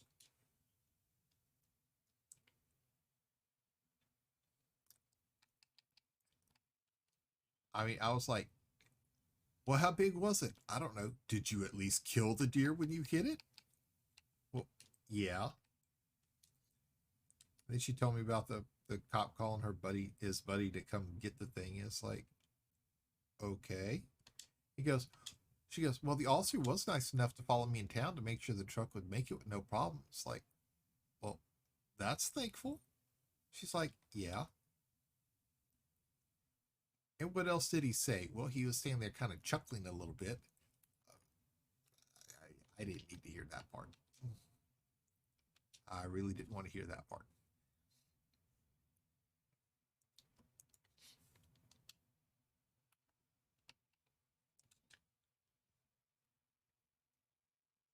I mean, I've had buddies that hit deer that got up and run away. No, not my wife. She hit it just on the point of the chest and then all of a sudden crushed in my truck. It killed the deer.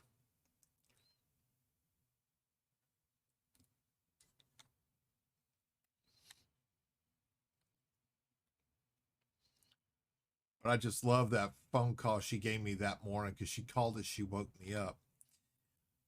"Honey, I'm fine, but..."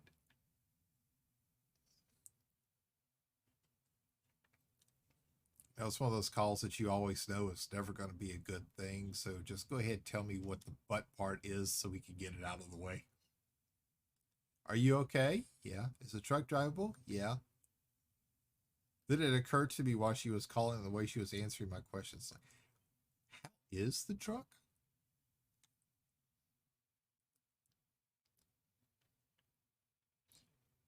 She sent me a picture from her cell phone. And I'm just sitting there looking at it going, that is my truck.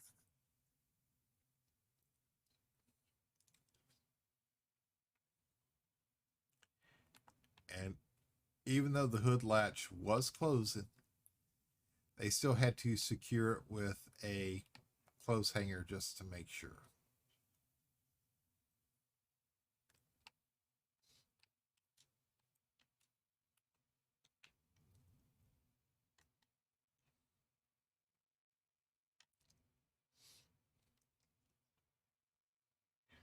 Yeah.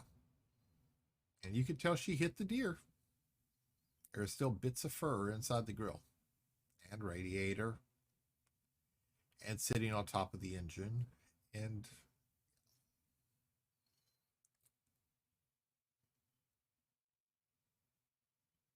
but thankfully she was okay. Yeah, but even then though she was quick to point out you care more about the truck than me. It's like, but I asked you if you were okay first. I asked you if it was drivable so you could come back home or if I had to come up there to get you. Then I asked about the truck. So you see, you're wrong because I asked about the truck on the third question, not the first.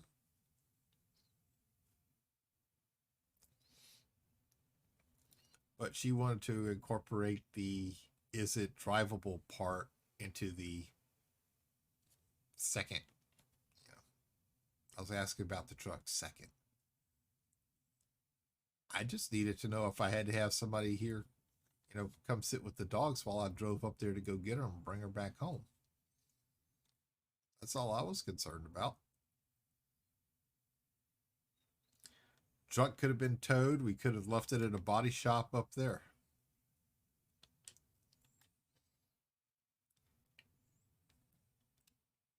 Even though that would have been a major inconvenience of having to go back up to Nebraska to go get it.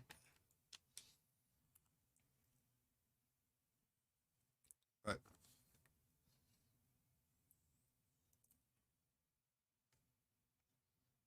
no.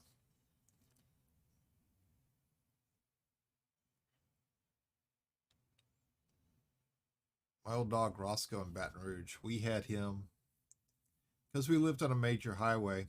He stayed in a pen most of the time, and we put him out on his chain just to make sure he would not be able to get to the highway. So one day I'm at work and my grandma calls up and she goes, "Well, everything's okay at home, but," there's that long dramatic pause again. But, I'm standing up here. I've got a coworker beside me, and I was talking to a mechanic when they said I got a personal call, and I'm waiting, and after 30 seconds, it's like, "But what?" I needed to know. She goes, "Well, a tow truck was pulling another truck, and it hit a curb, and that truck got loose and came into the yard." Okay, you're calling me because of this. It's like, why? Then all of a sudden it occurred to me, it's like, how's my dog? And she's like, "Oh, he's fine. His pin isn't, but he's fine." Well, Roscoe's pin was built up on a wooden base to where when it rained a lot, he wasn't in the mud.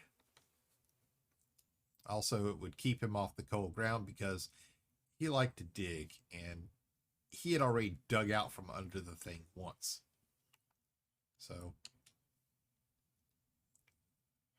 it's like, we just built that pin, yes, and bought it, yes, and there's a truck sitting in the middle of it, yes. That's what she was calling about, because his pin was partially crushed and the truck had went through the wooden frame that we had for him to keep him off the ground. Do I need to come home? Well, we think you better, because Roscoe wants to kill everybody right now. He was part lab, part Dalmatian. He was being very violent toward everybody when I pulled up. And I'm standing up over there. I'm looking at this going, uh, uh, uh. The tow truck driver was accepting responsibility for what happened. Couldn't explain how it came off the hitches. And mind you, at this point, I had drove a tow truck for a bit, so I knew how to properly hook these things up and secure them. So that didn't happen. And I'm looking at him going, "And exactly how fast were you going when you hit that curb to cause this truck to, come off the chains?" "Well, it wasn't that fast." Your company is going to be repairing and replacing this because, this pin is about 2 months old. So technically it's still brand new. The company didn't want to. The company didn't want to, and when I started pressing the issue and I filed a small court claims case against them with photographs and witness statements from their own driver who heard what he said, it's amazing how fast that Roscoe had a brand new dog pin and a wooden base. And mind you, this pin was twice the size of the one he originally had. And this wooden base was built a hell of a lot stronger than what I had built for him.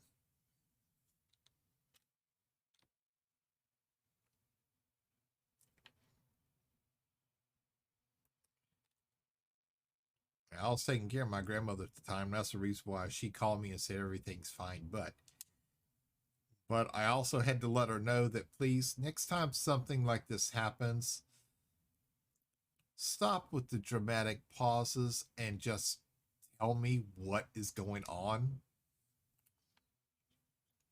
She's like, okay, I can do that. She didn't do that. She kept it up. My mom was the exact same way. It's like, will y'all please quit with the butts and the dramatic pauses and just tell me what the hell's going on? We're not a movie here. It's not a TV show. Quit building up suspense, okay? Yeah, like I said, I had one of my coworkers right beside me. I had the mechanic right in front of me, and when I hollered, what? I made both of them jump.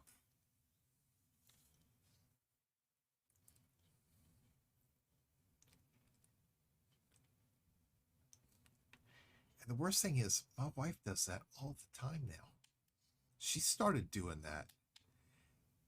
She tells a story that she could say in about 5 minutes, and she makes it about 20 minutes because she puts these long dramatic pauses in.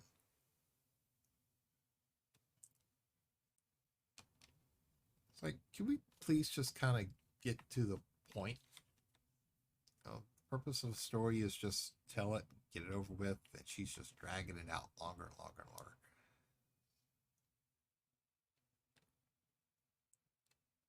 Now, it's different with my buddy, the police chief here in town. He does that. He does that to build up suspense, and I'm just looking at him going, well, what happened? What happened? Before he finally completes his story.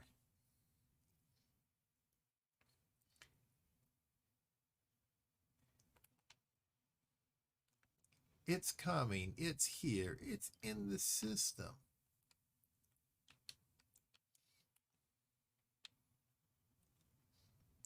Now tell docking control I'm coming so that they can let me dock right away and we could, avoid all the hassles.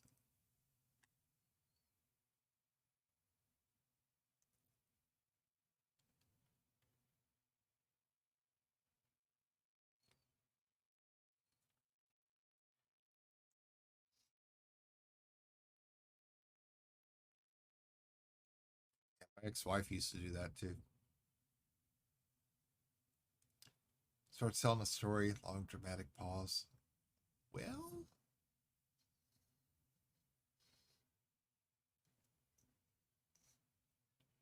kind of like when I was explaining to my wife about the bruise on my butt from the 15-year older lady who pinched me there.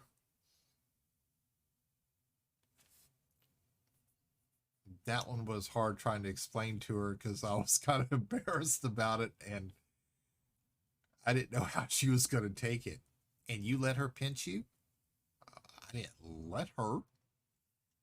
I didn't know she was going to do it.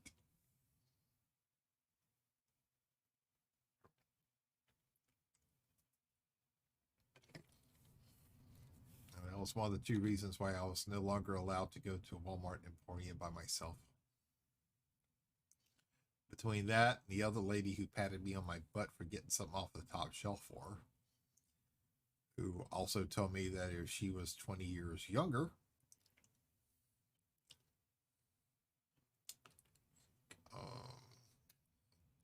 not going to make comments about that.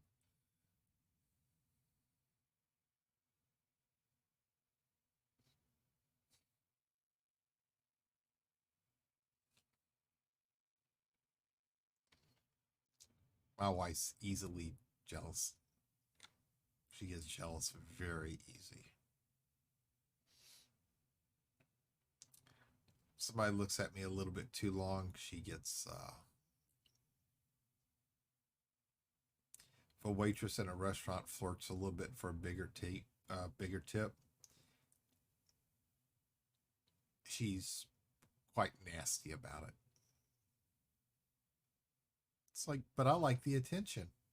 Well, I don't like you having the attention. Sorry.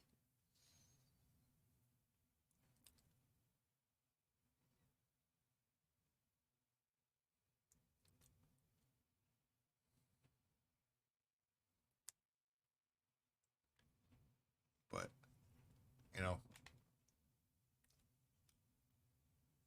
I'm not like that when a guy server flirts with her a little bit.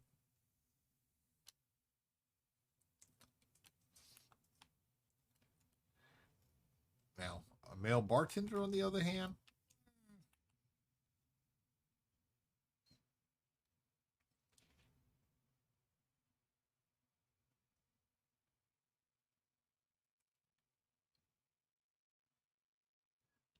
just like she goes out with her friends, I go out with my friends. We have no issues. We have no hangups or anything like that.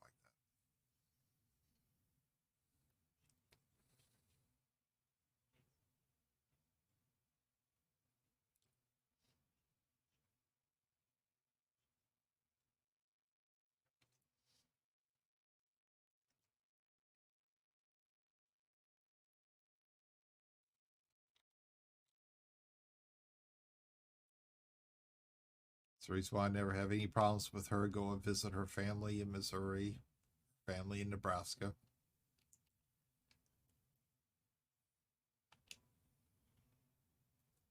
And she can, sorry, got a little distracted for a moment. I pretty much never go anywhere. Last year was my first trip in 14 years somewhere. And as bad as it sounds, I don't ever go anywhere. She goes every place. But she actually got mad because the morning I was supposed to fly out, I was really going on the trip. I was supposed to go on the trip. All right, Imfried. And she couldn't believe I was really going.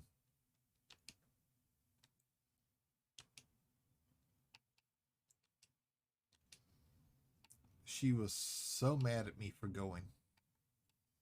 But she was the one who said it was okay that I could go. It's like, why are you telling me I can go and all of a sudden now you're telling me I can't? Why are you waiting till the last minute?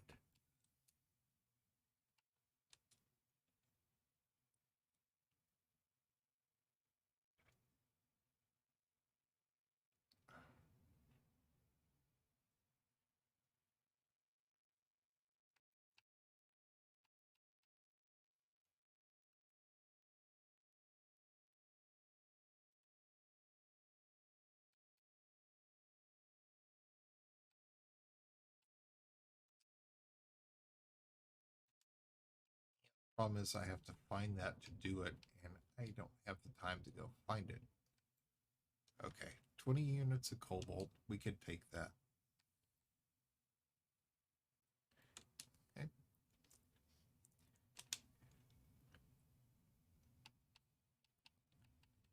I go on assassination.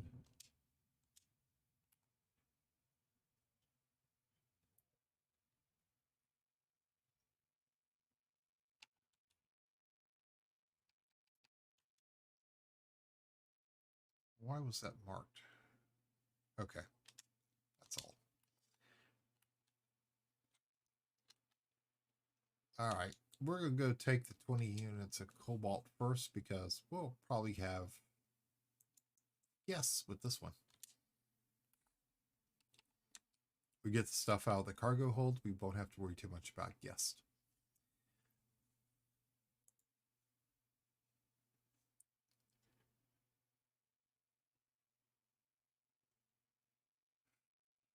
Oh, Imfried, what am I going to do with you? What am I actually going to do with you? Am I going to have to get your wife to go over there and smack you back of the head or something? And that's just not right. That is just not right.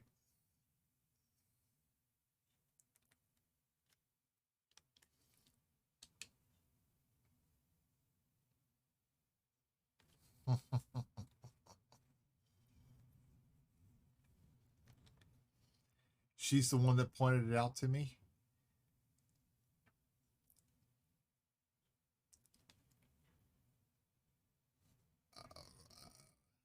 The only thing I'm going to say is, as a former sailor and truck driver, That's about the only place my mind ever is, buddy. That's about the only place my mind ever is. It's the reason why I'm always so quick to jump on things and make comments.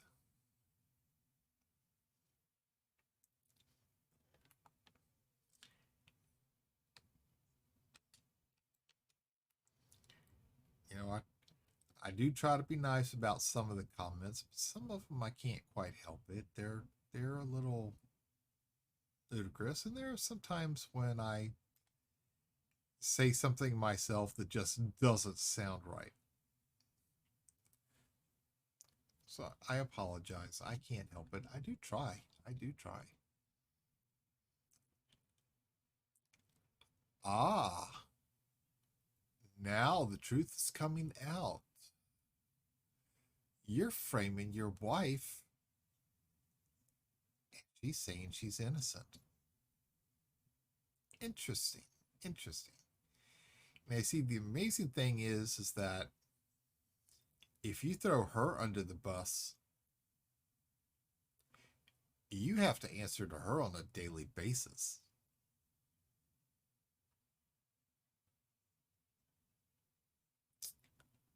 Yeah. She always thinks she's innocent. He asked me, and I said, I think so. I'm not sure. Oh,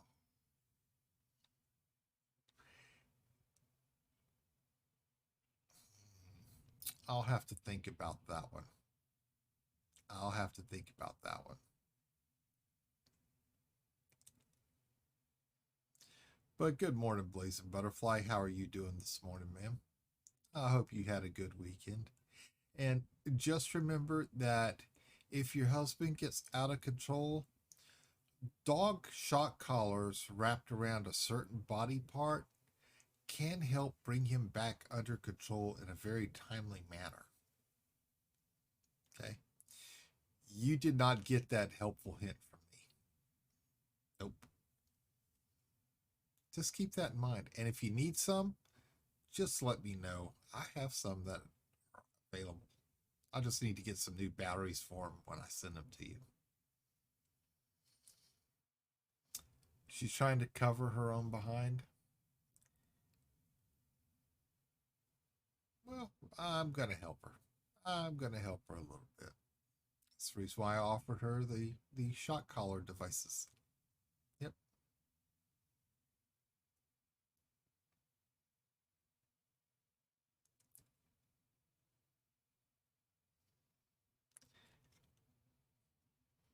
Yeah. My wife one day threatened to use those things on me.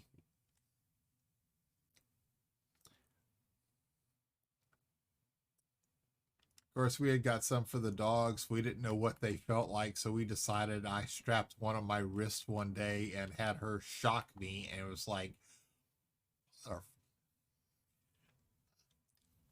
I was yanking that sucker off while my wife was sitting over there having fun pushing the button. I'm glad there was a 10-second delay, but for a static shock, that got my attention. No wonder the dogs started behaving after the first time they got the warning tone. I had an okay weekend, dealt with some stupid people Saturday that really irritated me.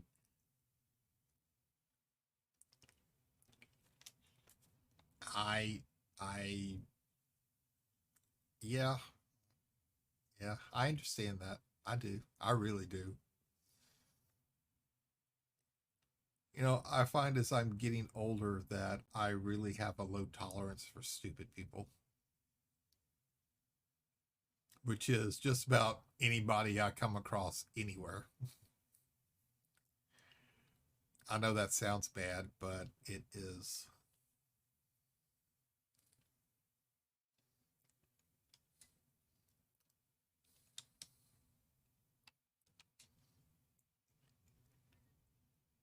I never thought I would be that way, but yeah, I am.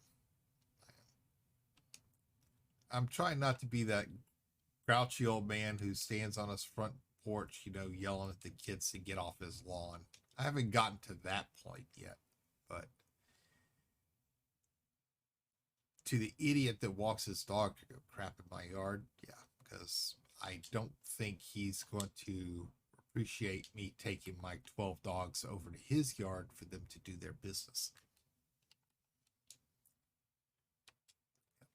Because if you want to play that way, I can play that way. You've got one dog, I've got 12. I've got one that lays tremendous landmines.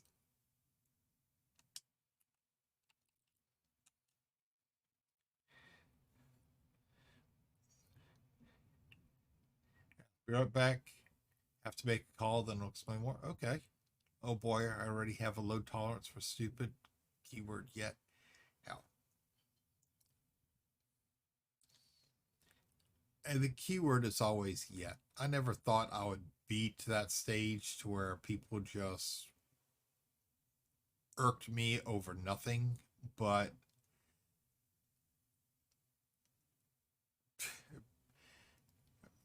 people are just I don't know. I don't know. I don't know if it's the lockdowns and people been stuck in their homes or what, but I think a lot of people have just lost common sense. That or maybe they never had it really to start with.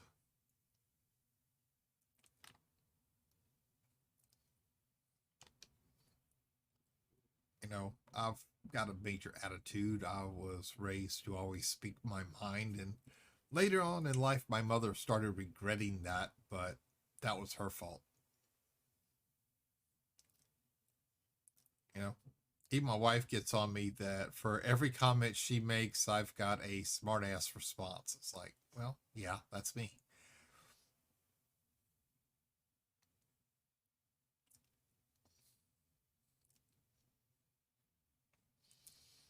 You know, she always comes up, she goes, I have a question. Well, the appropriate response is, I might have an answer if you might have a question.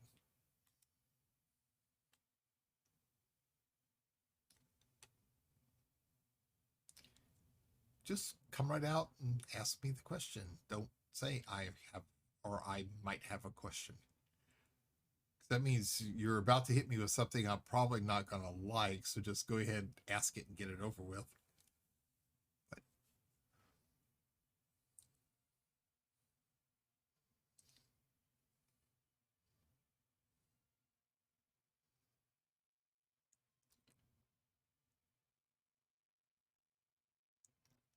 one of my friends is the same way here in town. Tells me up, I got a question for you. Okay, what? But at least he doesn't do it every time.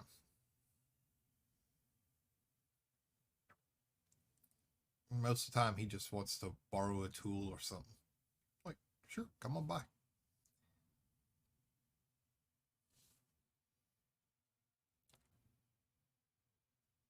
Or maybe he needs me to fix his PC or something.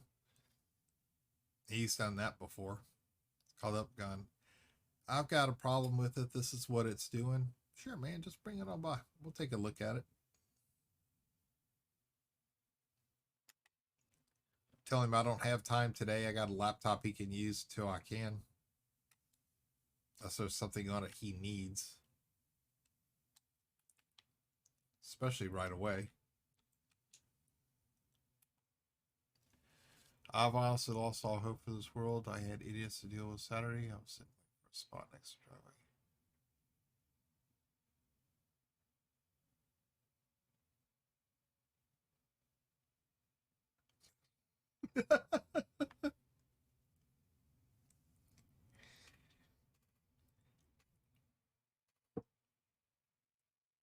That sounds like me. That sounds like me right there. That really does. That does.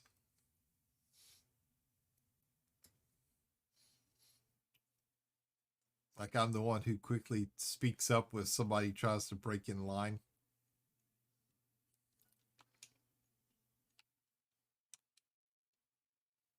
Yeah.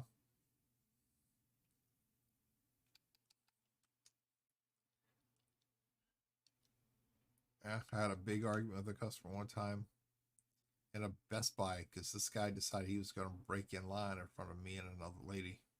and she didn't say anything, but I did.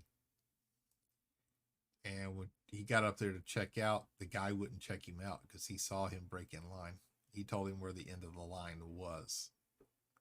So he decided he wanted to make a big thing about it out in the parking lot. I didn't really care. It's like, fine, let's do it.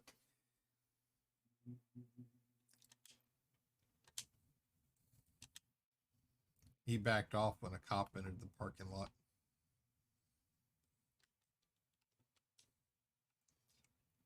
Cop asked if there was a problem. He, of course, said no. It's like, yeah, there's a problem. And I told him exactly what was going on. And, boy, he just glared at me. Like, I got nothing to lose. He blew his horn. It was mad, but she got over it when I got out of the truck.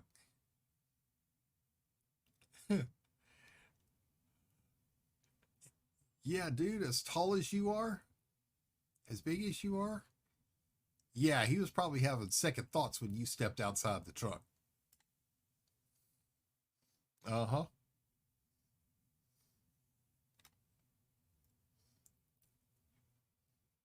Oh, yeah. Size is a good intimidation factor. I forgot to call my daughter's meds in last week, so I called the pharmacy for a few days to fill her meds till she gets her script.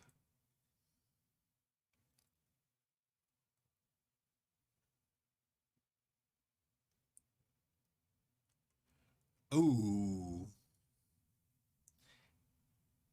Hey, see, that's not good in the event something happens and the doctor isn't able to call in a refill right away.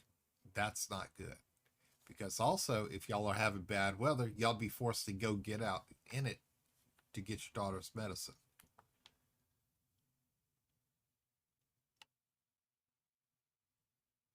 I've had to deal with that before with my own and the wife's.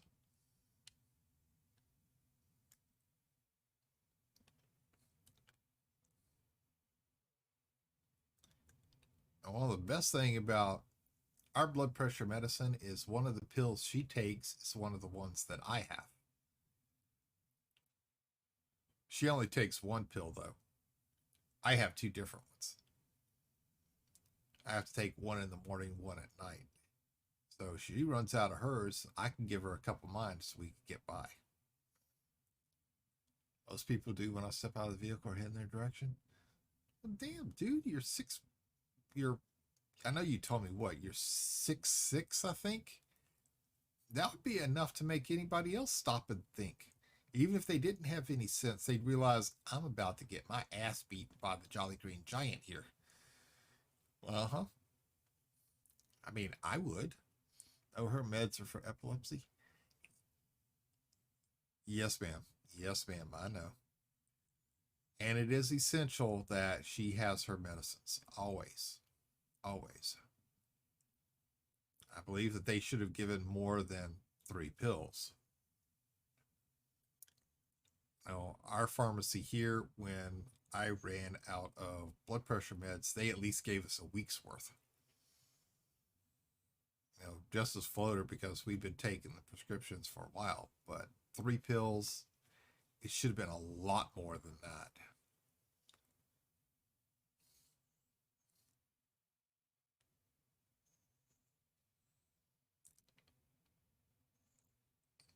I mean, they may be new people, but maybe one day they'll understand that when they're in that kind of situation or they have a family member in that kind of situation, that 3 pills just won't cut it. Not at all. 6'6", 400 pounds? Yeah, he knew he was probably going to get his ass beat. Yeah. I mean, somebody got a vehicle who's 6'6", 400 pounds and was kind of looking down at me because I'm only 5'10". It's like, yeah, you're absolutely right. I was in the wrong. Yeah. Uh huh. Yeah. Yes, sir. I'm sorry. Yeah. But then I don't know. I'm a typical smartass, so I'd probably be like, "You want to make a big thing out of it?" Just depends on how I am at the time. Pharmacist usually gives me a 3 to 4 days worth of loaner meds to a script to send in with no issues. Yeah, you need to kind of have a talk with the pharmacist about that. You really do. You really do. Because there is no excuse for that. None.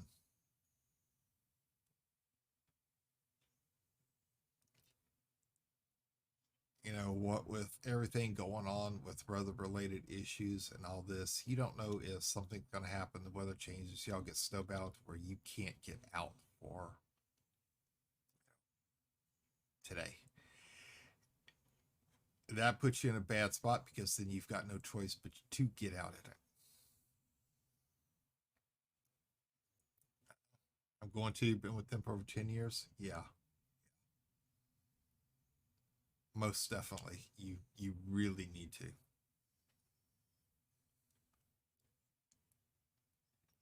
I mean, that's one of the key things. The wintertime, you never know exactly what's going to happen. I mean, what if the polar vortex, this thing that just hit us down here, hit y'all just over the weekend and y'all couldn't get out? Then y'all would have been forced to. And what would have happened if the pharmacy hadn't have been opened?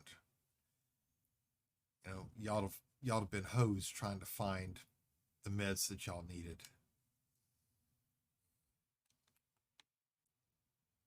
And they're just not taking that into consideration. Yeah, exactly. You would be screwed. You'd be screwed. Bosses crapped their pants last night when they thought I was going to shit.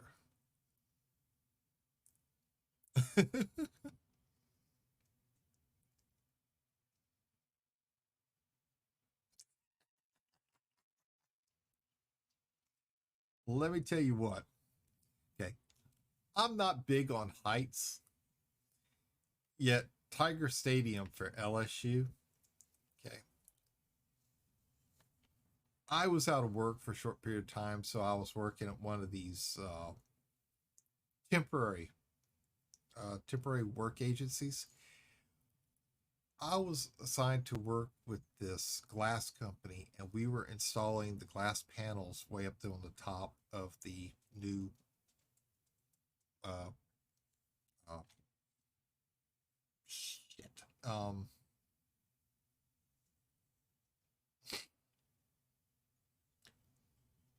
What the hell they called when you're up there at the top of one of the stadiums and you're looking down, and it's one of those places where you got comfortable seats and all this. Uh, Not studio, but y'all know what I'm talking about, where you've got your own private little room. And we were up there hanging glass panels in this thing, and the man lift broke. You know, we're about 250 feet off the ground. Okay, we got safety ropes. We're tied into this thing.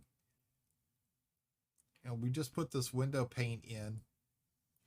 And the wind's blowing, so we're moving. And we were supposed to be lowering it down to get off when the wind started picking up. And it wouldn't go down. It was broke. We were stuck up there for a couple hours.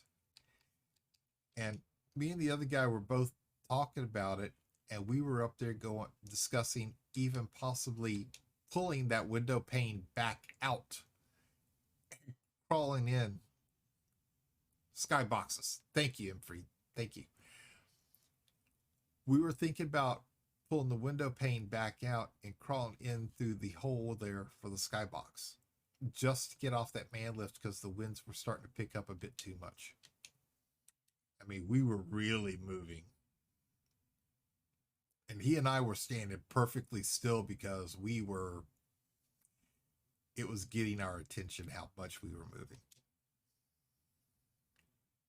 And they finally got a work crew out there because even the emergency uh, lowering didn't work. So we were stuck there. And we were up there a bit, and then eventually they got it to where it would release and slowly lower us to the ground. First thing that happened when I got off the ground was I looked at him, he looked at me, he went to his boss, he said, I quit. I looked at them and said, I'm just temporary manpower. Quit. They wanted me to get back on that thing again, and it's like, no way, no how. I was not going to. I wasn't. Okay. Not scared of heights? I mean, actually, I am. I can jump out of a perfectly good airplane and skydive. I've got no problem at all. I get on top of my house, 2-story. I have problems getting back on the ladder. You stuck me 250 feet in the air and left me up there for almost 2 hours. Scared shitless? I'm not going back up there again. You couldn't afford to pay me to get back up there again.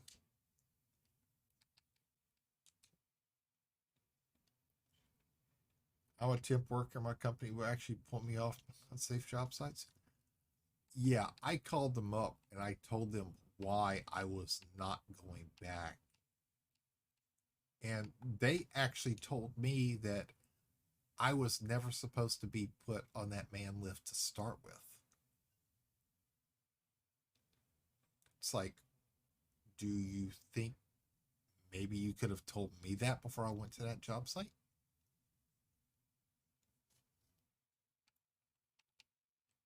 I'm like, well, we didn't know they were going to do that to you.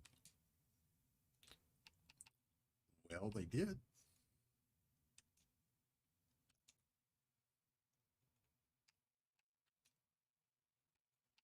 They got me up there. Seriously, I was scared shitless. And the only thing they could say afterward was, we're sorry. Uh, you're sorry. No, no, no.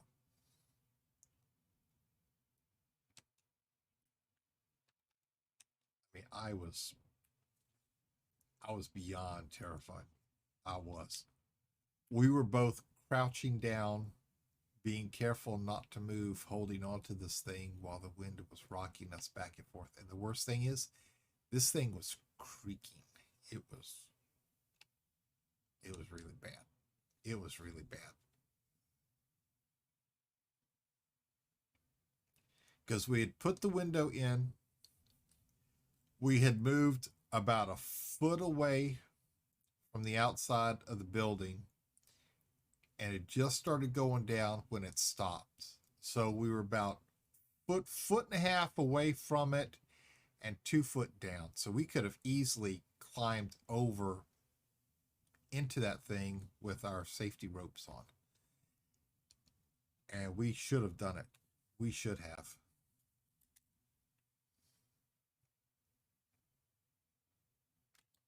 We really should have. And they were telling us on the radio, well, why don't you do it? Why don't you try jumping up and down? That was their answer. Why don't you try jumping up and down to get the emergency release to slowly drop us? Because they pulled the pin and it wasn't working. I'm 250 feet in the air on this small platform, and you want me to jump up and down on it?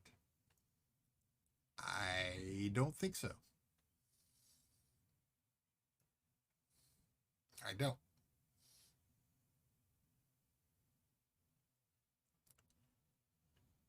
And I told the guy who was with me that if he did it, he was going to be looking at the content of my lunch because I was going to throw it all over him.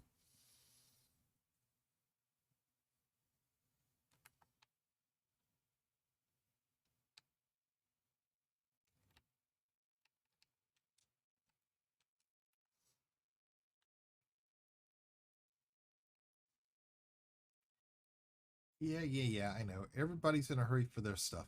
Everybody always is. It's kind of like when you order something from Amazon. You know, you sit here, you watching the tracking, it's out for delivery, and you're waiting for the mailman. Where is he? Where is he? Where is he? And all of a sudden, you see the mailman. It's like, yeah. And he drives by and he doesn't drop your package off. It's like, huh? And then you look again and you realize, oh, it wasn't coming by USPS. It was coming by UPS. Damn. Then you got to sit there and wait longer.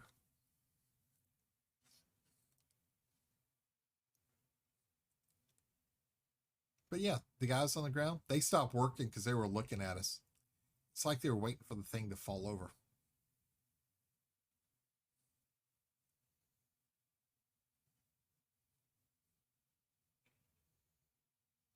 Yeah, we were about 6 or 7 feet from the stadium wall. We couldn't even reach over there to grab it to help stabilize ourselves by the wind. The wind was coming just perfectly from the wrong direction, and it was just.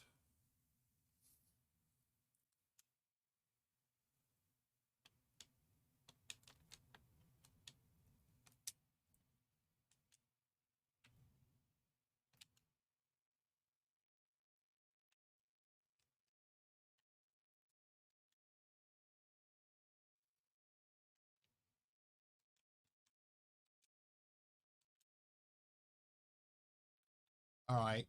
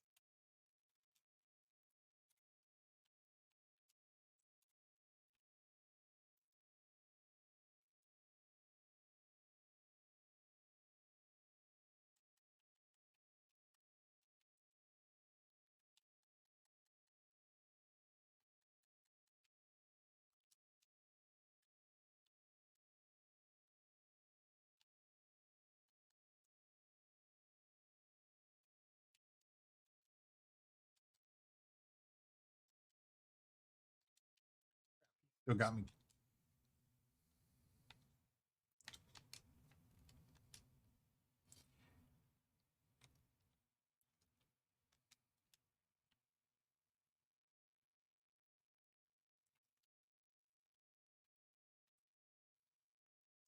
Son of a.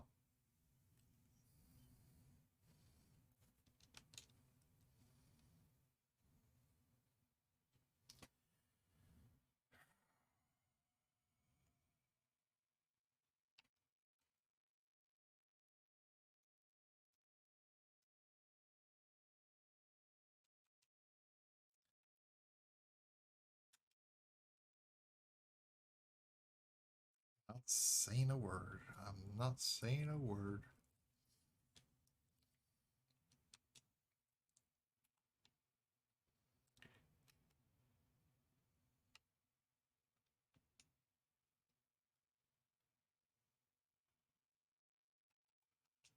All right, you little bastard. You're probably still there.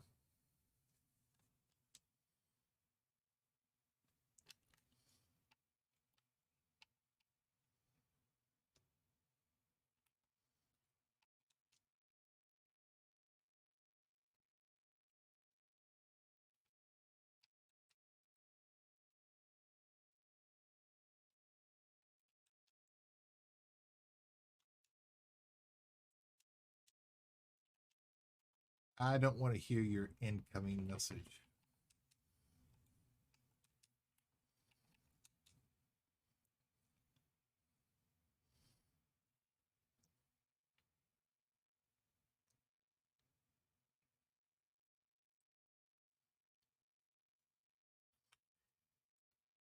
All right.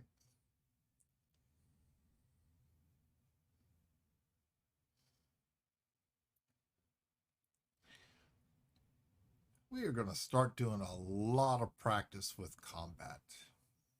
Yes. Oh, yes.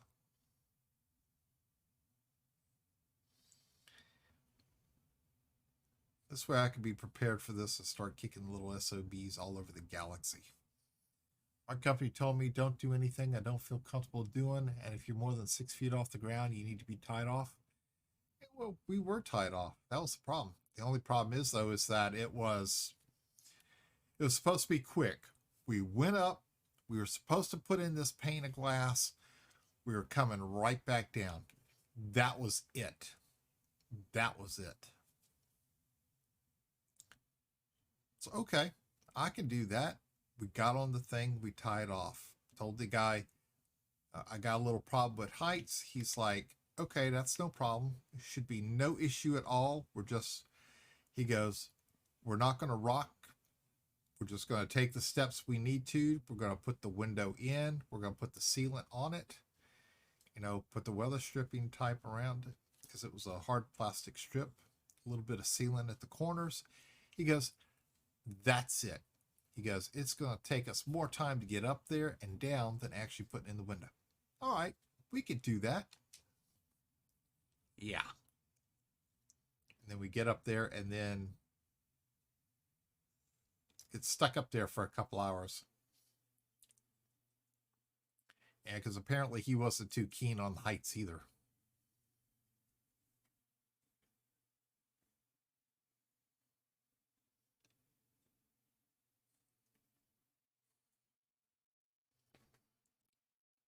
Told him I probably would have been a lot better with a parachute.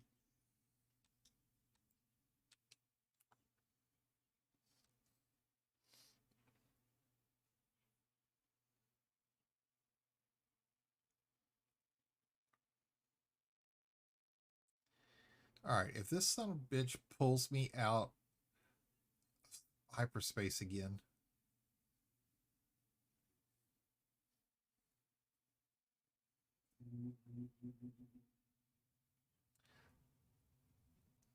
that was one of my problems right there. Had full powered engines. I should have had it shifted more to system and weapons. This way here it could have rebuilt the shields a lot faster. But he still had me locked in for a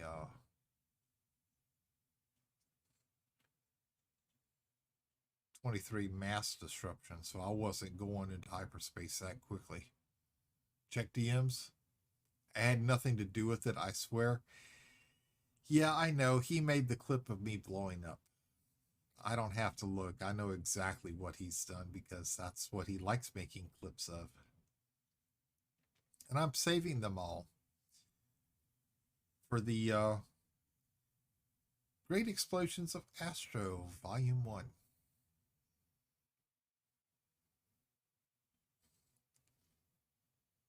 Coming soon to a video outlet near you.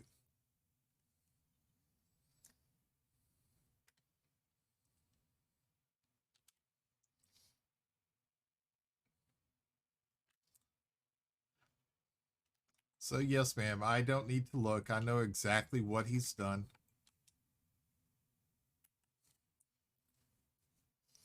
But curiosity's going to get the better of me.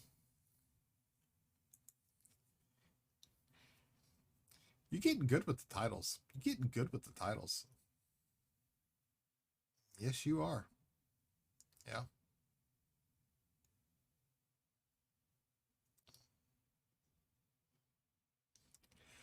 Well, Blazin, I'm sure that your husband was nice enough to show you about the little misadventure I had in Jimmy's stream last Thursday.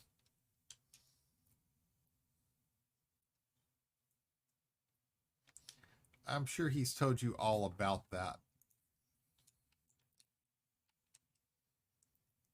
Is that going to include the boom booms from Red Stream? Bite me, Infreed.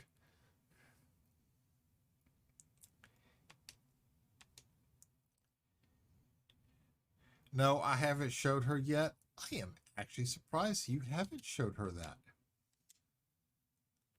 Because, I mean, it's being blasted everywhere else. Jimmy last night decided to play it in Redman's stream.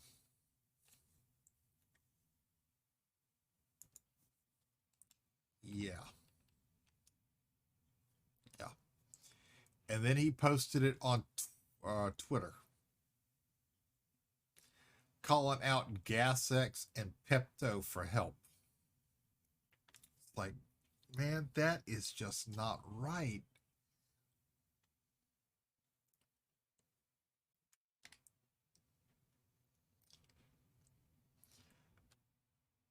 So I thought the mic was muted when I released gas. Little did I know the mic not only picked it up, but I held my head down and it's like, I am so glad that the mic is muted. That was the first words that went through my mind.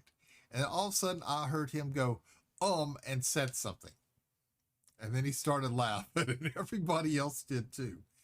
See, I can laugh about it now, but at the time. But I'll bet he has it hotkeyed onto a Stream Deck too. I wouldn't be surprised. But see, one of the things that he knew that everybody doesn't know was that, when all this stuff was going on with the ice, we had cold water in the house. We didn't have hot water. So we were having to boil water for stuff. And that included washing dishes. So we were being careful about what we fixed to eat because we didn't want to create a big mess in the kitchen that we'd have to clean up. So we were eating out quite a bit. Little too much, actually. And because the fact I'm still kind of coming off the medical diet I was on, a lot of the food hasn't agreed with me. So yeah, I've been having issues with gas. And normally I don't, like a normal person. I occasionally have it, but I've been having it quite a bit. And that one just happened to come out at the worst possible time, especially with me not looking to make sure the mic was muted. And the part that makes that situation even worse is the fact that I had just said something across his stream and it reached over, and I know I hit that button to mute the mic. So apparently I hit it twice and I muted it and then unmuted it. And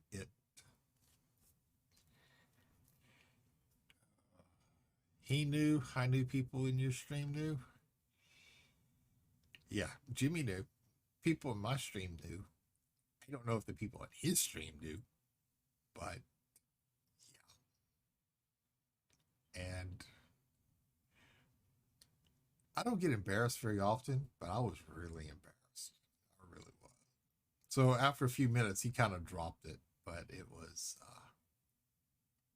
yeah.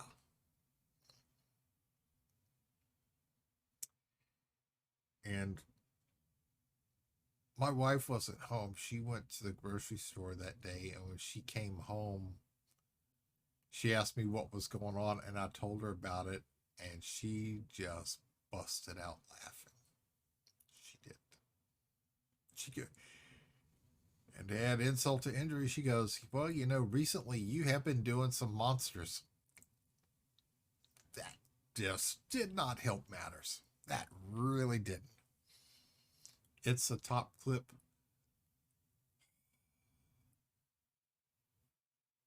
They made a jump scare out of it. They made a jump scare out of it.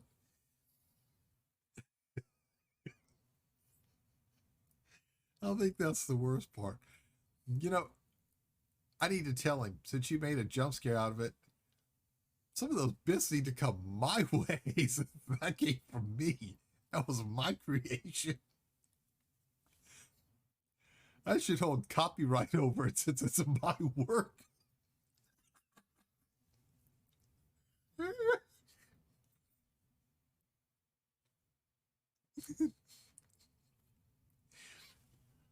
See if he's here. See if he's going to chime in a few minutes and say something. But yeah, I mean, it's my work. I should hold the copyright to it. I really should.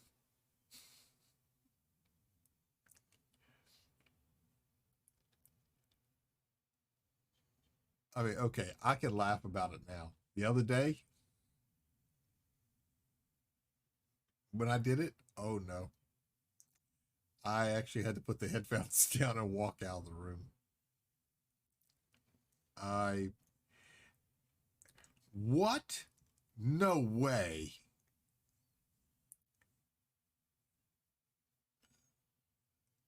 87 views already?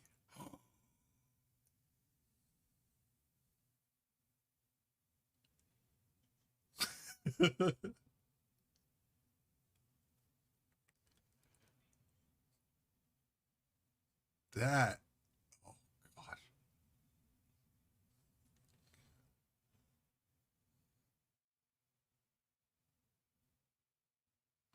I, I'm gonna have to hurt him for that. I really am. I really am. KW clipped it and somebody else did. And it's,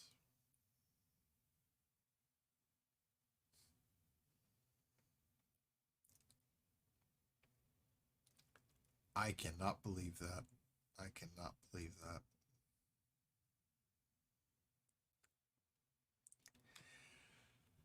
So, okay, Imfried, go ahead and send me the link.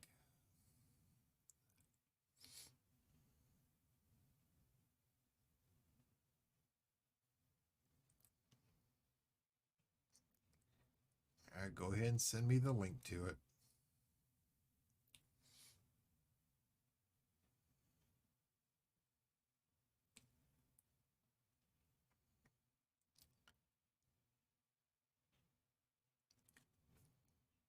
Oh my God, are you?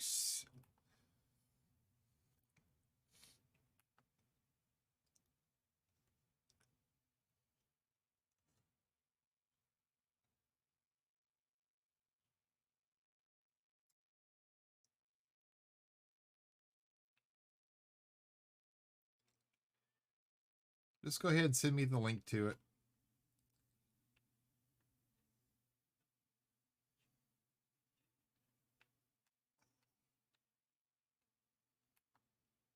Thank you.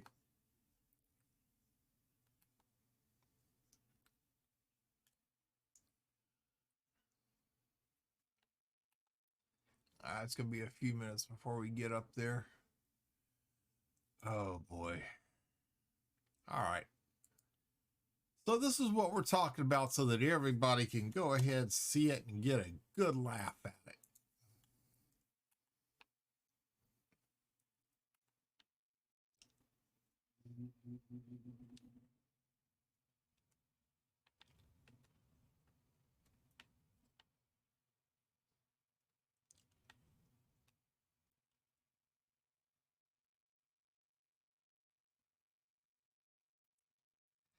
This way here, everybody can go ahead, see it, and have a good laugh.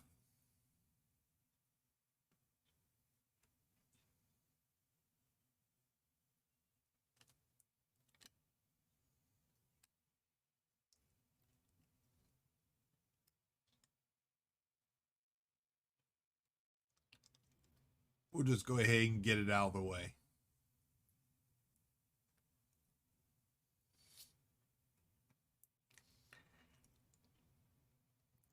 It happened. What could I say? It was an accident.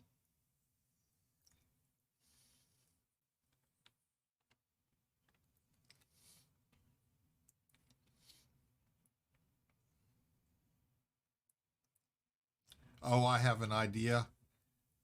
I am afraid if you've got an idea.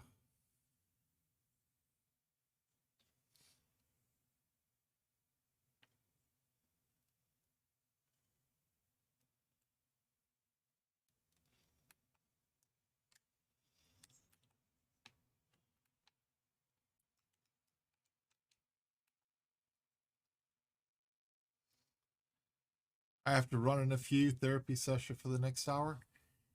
Yes, ma'am, Miss Blazing Butterfly. You take it easy, ma'am. You have yourself a good day, and thank you for stopping in this morning. I do appreciate it.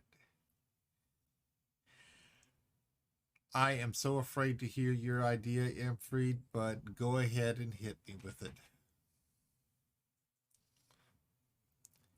You won't like it, but Jimmy will do it with joy. Oh, that terrorizes me. Oh, God.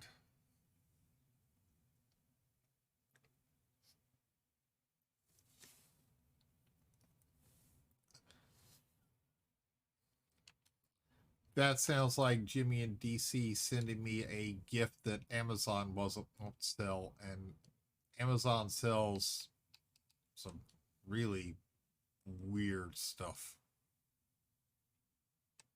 Really weird.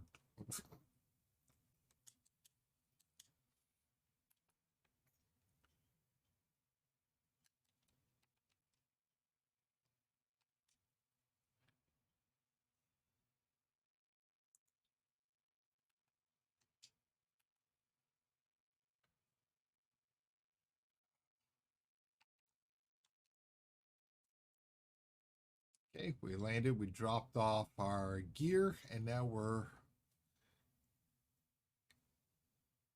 taking off again with that rock that just seems to be floating there.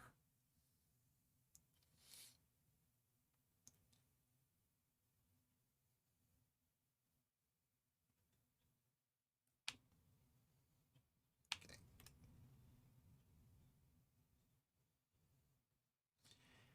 He has you on auto shout out, right? So he should put you.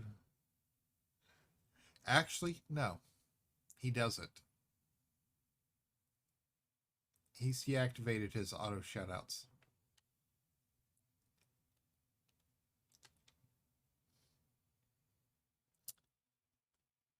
He has not had them activated since December 1st.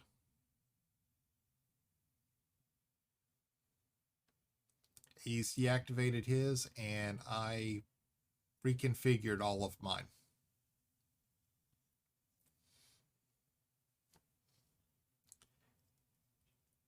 Man. Yeah, no, I've been kind of talking to him about trying to get those set back up again, or at least for a few people.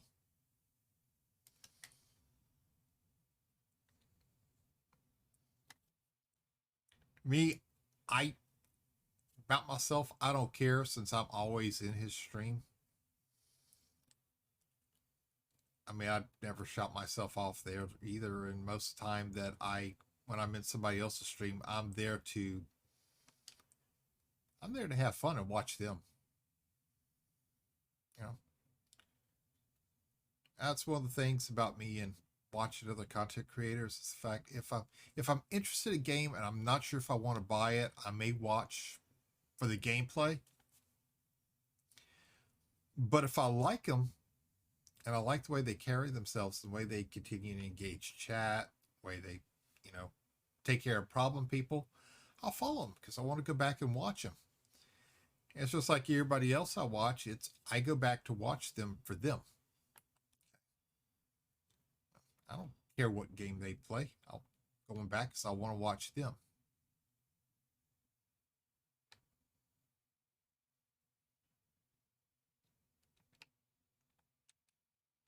And that's one of the things about me is I keep going back for the person themselves. And most of the time in people's streams, I like to go up in there and lurk. Now, if I really know the people, I'll engage in chat, be my typical self, try to make them laugh, try to make everybody else laugh. But for the most part, I just sit back, lurk, and just watch. You should know if I paid for it, I'd be using it. Yeah, that's why I did. That's why I have. Okay, Blazin, thank you very much for stopping in, ma'am. You take care. You have yourself a good day. And I'll be talking to you a little bit later on. You be careful out there.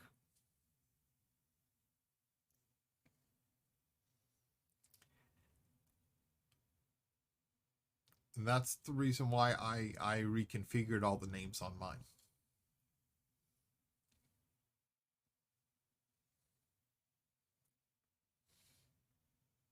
That was one of the first things I did, was I reconfigured all the names. I decided who I wanted to keep, where I wanted to put them in, and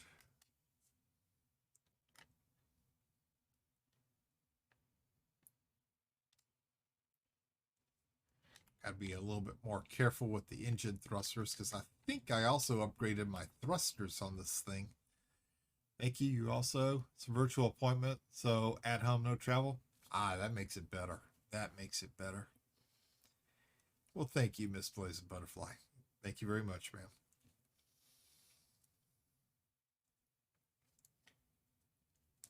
Yeah, most of our snow now has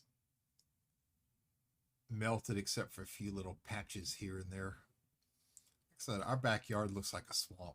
Our front yard does too. We don't go out in the front very much, but the backyard we do because of all the dogs. And they track it through the mudroom. And for some reason, we lay a rug up in there to try to catch the mud coming in off their paws.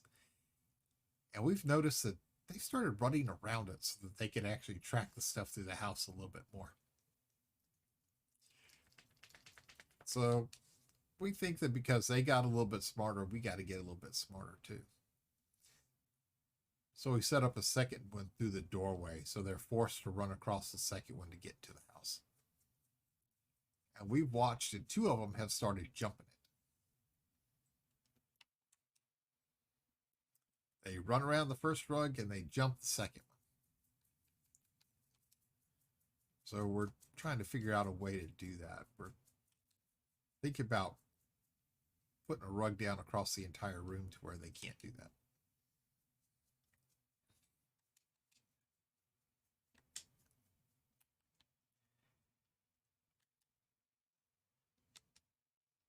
Okay, we got our last one right here. It's in the, and I cannot say this name without smiling or laughing.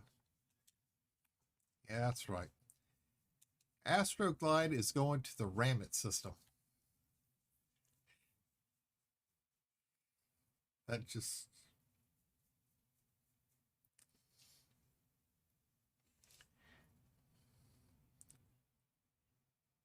and let's not forget adding in there a member of the Rough Riders too.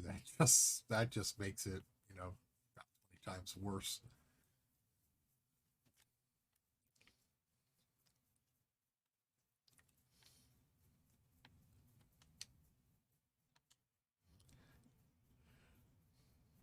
We still have a foot plus a yard. Look, we've got more snow in the past week than we have in the past 3-4 winters combined. And it's stuck for more than a day. So we thought we were doing good. The dogs loved it. We know that Penny did because she was laying in it, rolling around in it. We had Shady who went outside and he looked like a little steam shovel. I mean, he opened his mouth and was walking along and just scooping it in his mouth. And when he lifted his head up, he looked like he had a giant snowball stuck right in his mouth. And we're up here looking at him going, isn't that cold? Because I took the dogs out last Monday when it was only 5 below zero, but wind chill was 21 below. When I came in the house, I had brain freeze. From eating ice cream that fast, that sudden pain you get right here, that's what I had. Yeah, I laugh every time one of you says, welcome in my film. Well,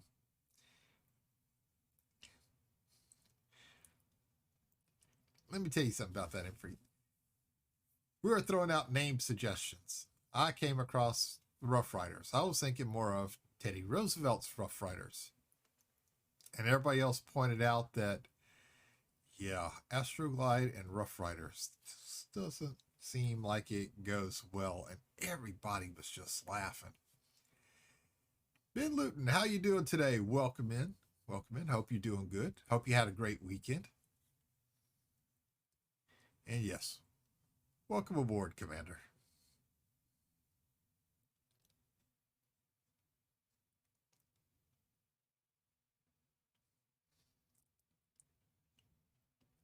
But I was thinking about the name, as Rough Riders, as, more Western themed, something kind of rodeo based.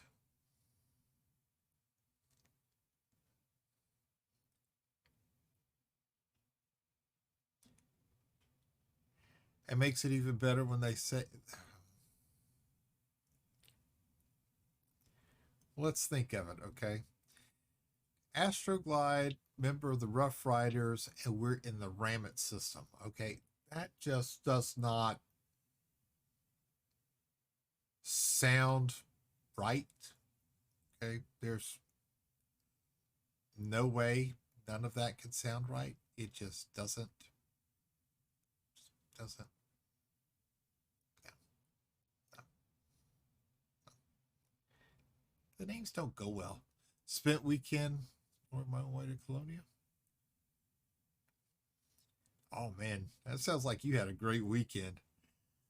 I finally went to go see my engineer and paid her a visit, and I went and saw my second guy who, unfortunately, I don't have the stuff ready for him yet. I spent the rest of my weekend gathering up components I needed for both of them so I could start making upgrades to the ships.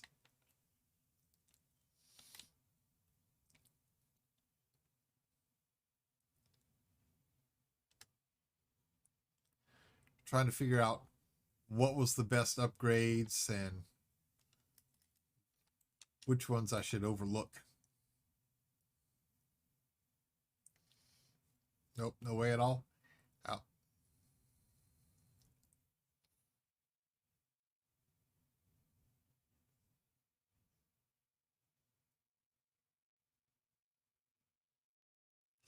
And you know what? One day in the future, something like this may be the norm. Giant space stations out in the middle of nowhere, you know, exploring up everything, building up. Yeah, currently I'm still using the hauler for the exploration, but yeah, I'm thinking about it. I really am. I really am. Just your name in the system is bad. Imfree, you're not helping.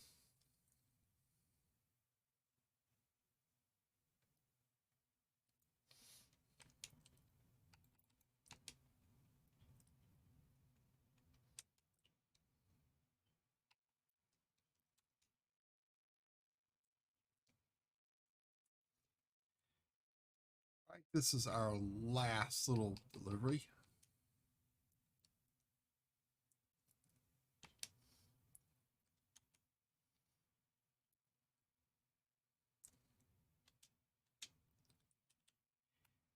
Yeah, you see all the messages here. Reputation change, reputation change. Oh, we got a lot of reputation changes.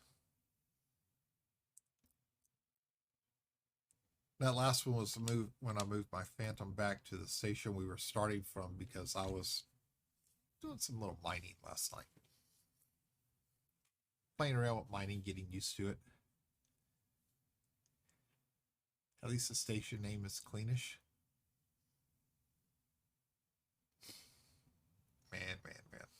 You're bad. I gotta watch you, Imfried. I really do. I really do. Well, ladies and gentlemen, unfortunately, that is all the time that I have for this morning. I wish to thank everybody for coming in. Hope everybody had a lot of fun because I know I did this morning. Great way to start the week. Let's go find somebody that we can share the love with this morning. And I think this is going to be the perfect person because the fact he's been in our stream quite a bit and he has also given me a ton of advice. We are going to go pay a visit this morning to Mr. Real Xevious. I wish to thank everybody for coming in this morning. I will be back at 5 a.m. Central Time tomorrow. And until that time, hang on just one moment because it looks like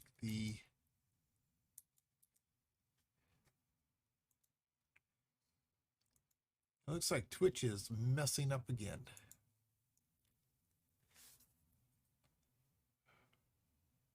enter the raid command, it took it, or it didn't. There we go. I'll be back at 5 a.m. Central Time tomorrow. And until that time, thank y'all so much for stopping in. Y'all take care. Be safe. Have yourselves a great day. And Ben, I'll see you next time, sir. Have a great day.